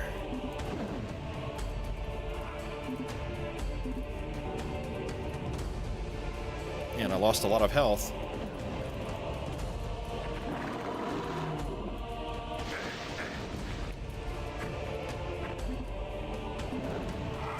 Alright, I'm hearing enemies. Let's get rid of those guys first.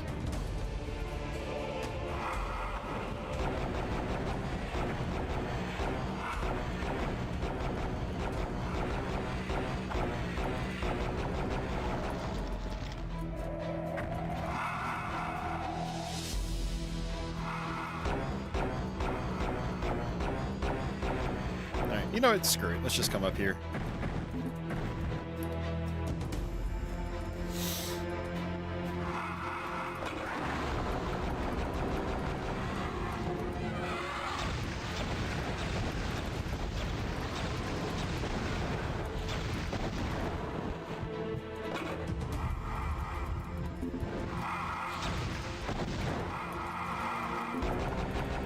Ronnie asks, I wonder if Digital Eclipse will rework the controls for Mortal Kombat Mythology Sub-Zero. Hitting a bumper to turn the character was really an idiotic choice. Yeah, the whole control system for that game is part of what made it so difficult to play. For anyone that doesn't know, the Mortal Kombat Legacy Collection, or whatever they're calling it, they just announced that it's going to have both PlayStation Mortal Kombat spin-off games, Special Forces and Mythologies.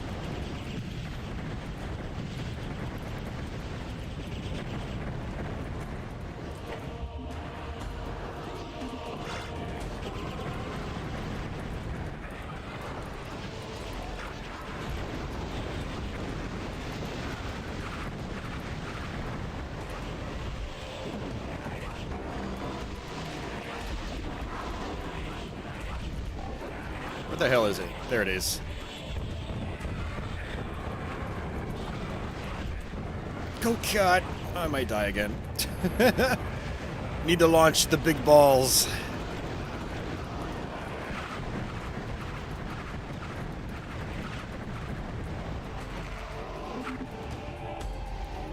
I also need some health.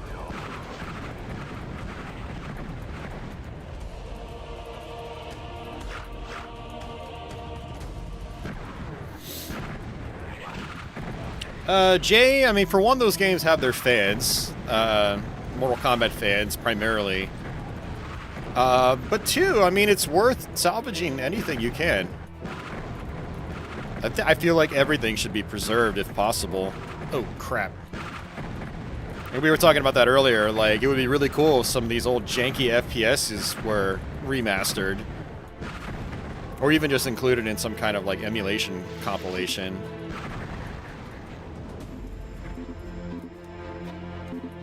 And if it's one of those things like with the Legacy Collection where it's like it's not causing the game to cost more, it's like it doesn't hurt anything. So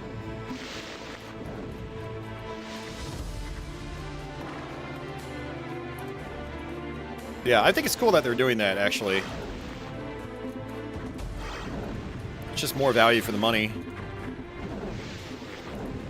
In a world where it feels like value for your dollar is not stretching very far.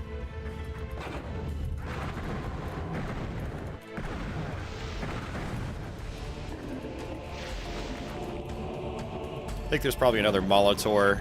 Ah! Ow! I think that was a Molitor. I didn't even see it.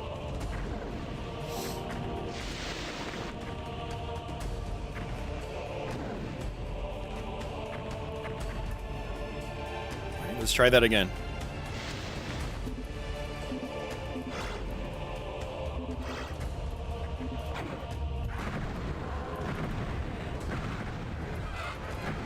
Oh yeah, it's definitely a Molitor. I saw him. Yep, there he is.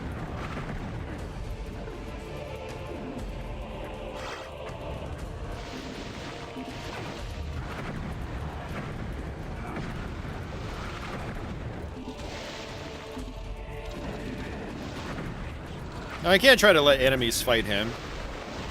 I don't know if he actually turns around and starts infighting. Looks like he might be.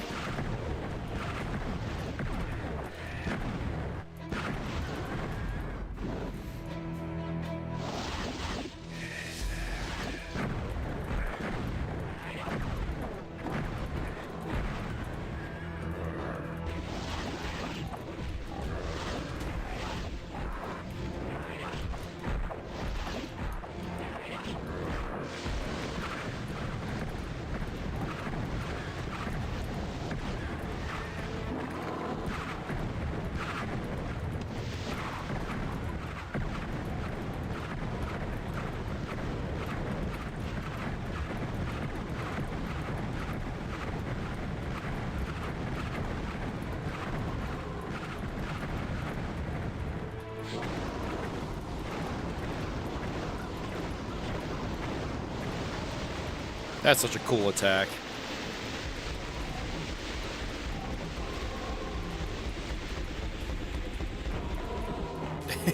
I will admit, I do love the death animations in this game. It's so good. Is there another Molitor? I'm hearing the same kind of like roaring sound.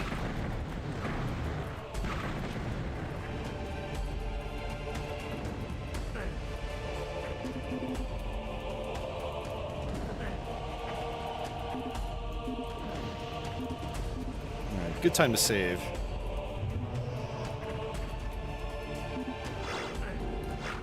There's so many of these books. It's like I might as well just use them.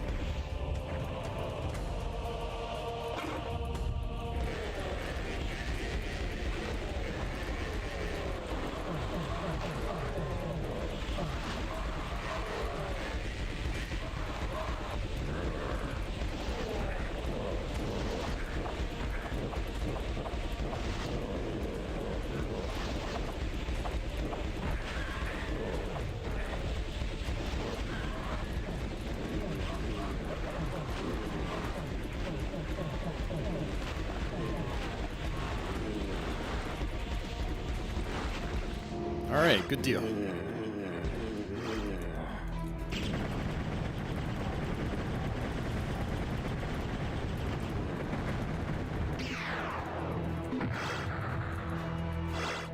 Can't stay long. Gotta run some errands. Just wanted to see what's up. Hey, Fluttershy. Flutterbat. Thank you for that.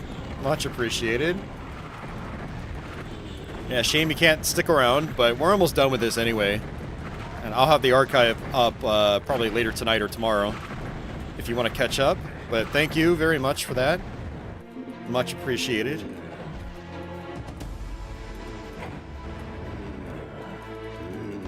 I love the text-to-speech now. Especially when I'm actually doing like desktop capturing.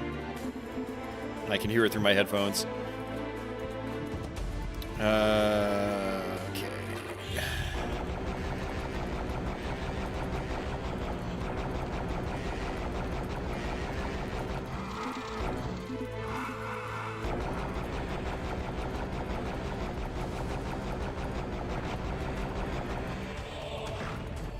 Gonna use a Tome of Power again, because I think we're gonna get a bunch of them on the next level. Might as well use them up.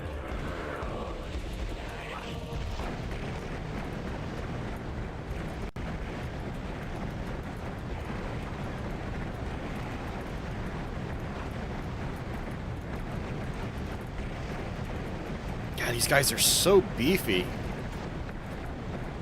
Dude, what the hell? I feel like those guys are way too tanky for what they are.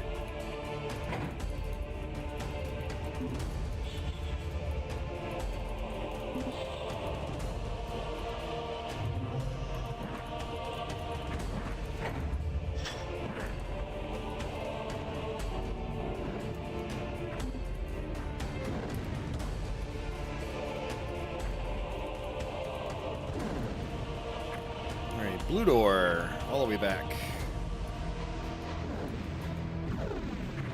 Oh, that's right. That's more towards the starting area. Another Tome of Power.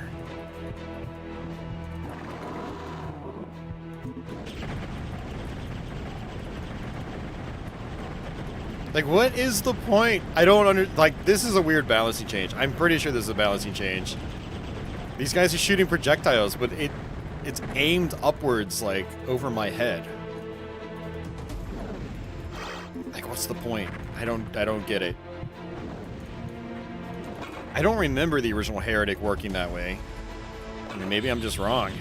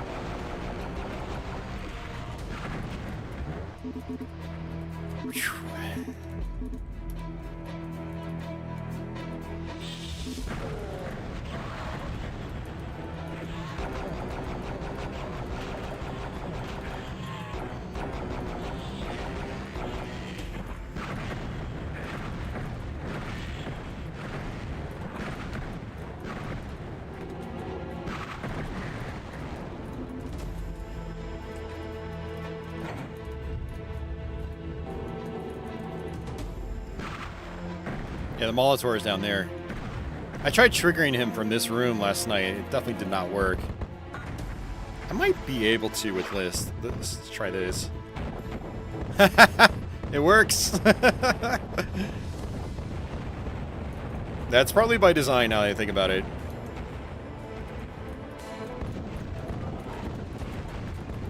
Wow, that insta-kills these guys.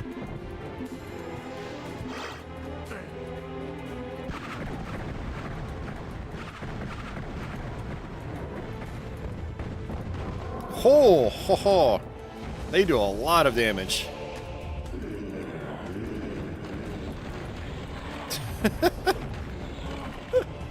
The gigantic balls bouncing around is hilarious. It just feels like it defies the laws of physics. Like, it feels like the sort of thing, like, they just roll along the ground really slowly, but, like, they literally fly up into the air and make bouncing sounds. Alright, the Grand Chapel.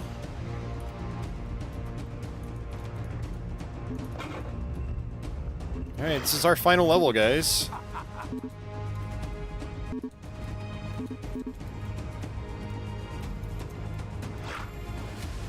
So what I'm going to do in the beginning here is actually just kind of run around. Oh, no Tome of Power.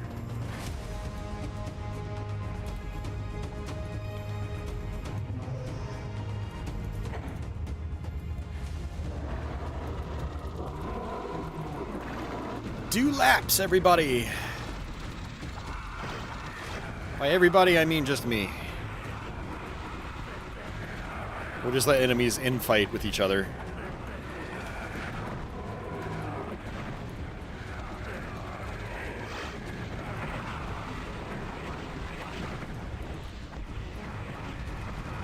When Heretic becomes a slaughter map.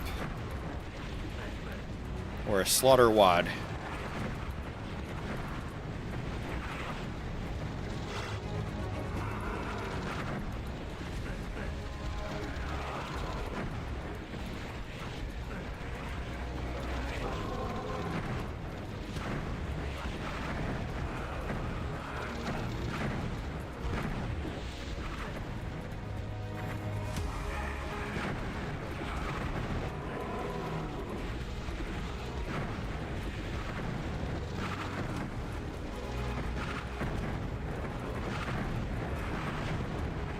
So there's a Serpent Rider.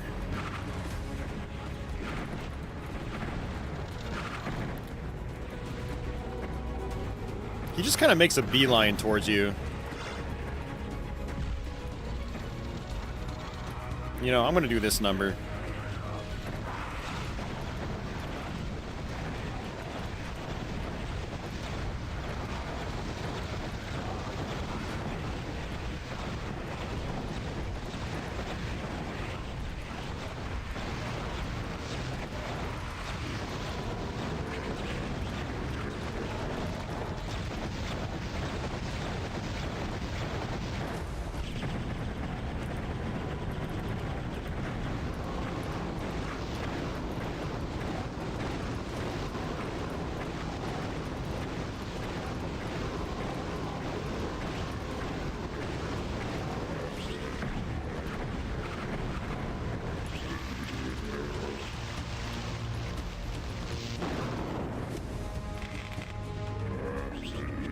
Come on, where are you? There we go.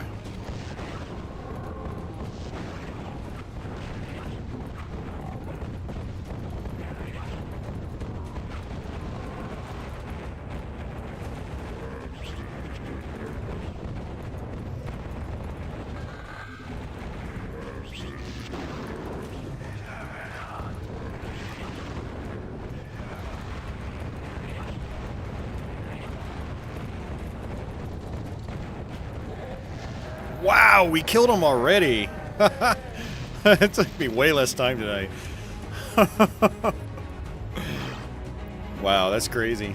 Alright, well, we basically just beat the game. Where's my exit? And, I don't think there are multiple exits. I think it's just that one. Yeah, that's it. Alright. Grand Chapel is done. Oh, man.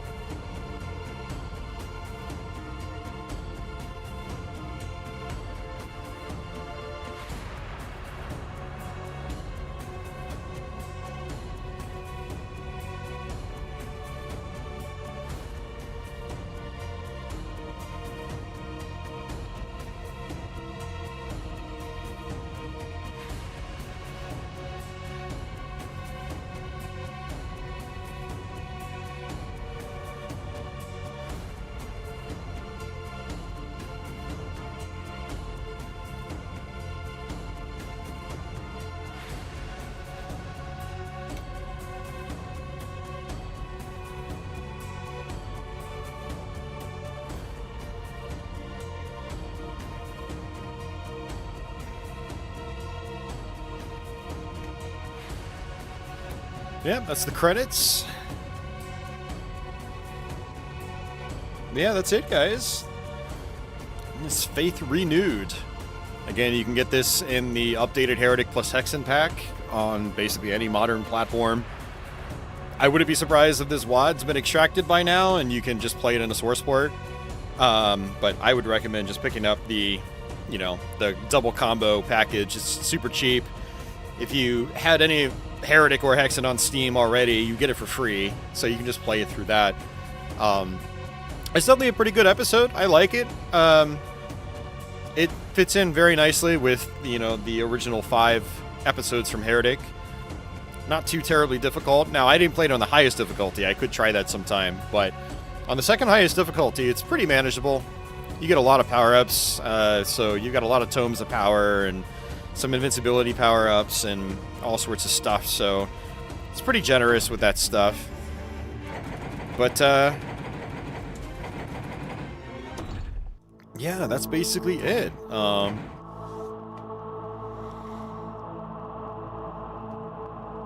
Alright, later, John F. Have a good night. Thanks for hanging out. Likewise with Jay, Flutter, MD Mister. That's still out there in chat. I do appreciate it. Ronnie. But yeah, that was a good short-ish stream. Only a couple hours long. Am I going on Twitch tonight? Yes. Yeah, I think the answer is yes, Ronnie.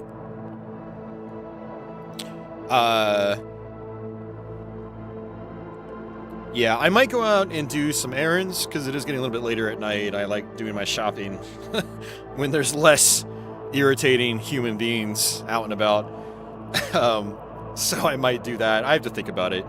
I might not. I might even just stay inside and just go straight to Twitch after this, after I grab a snack, but we'll see how I feel.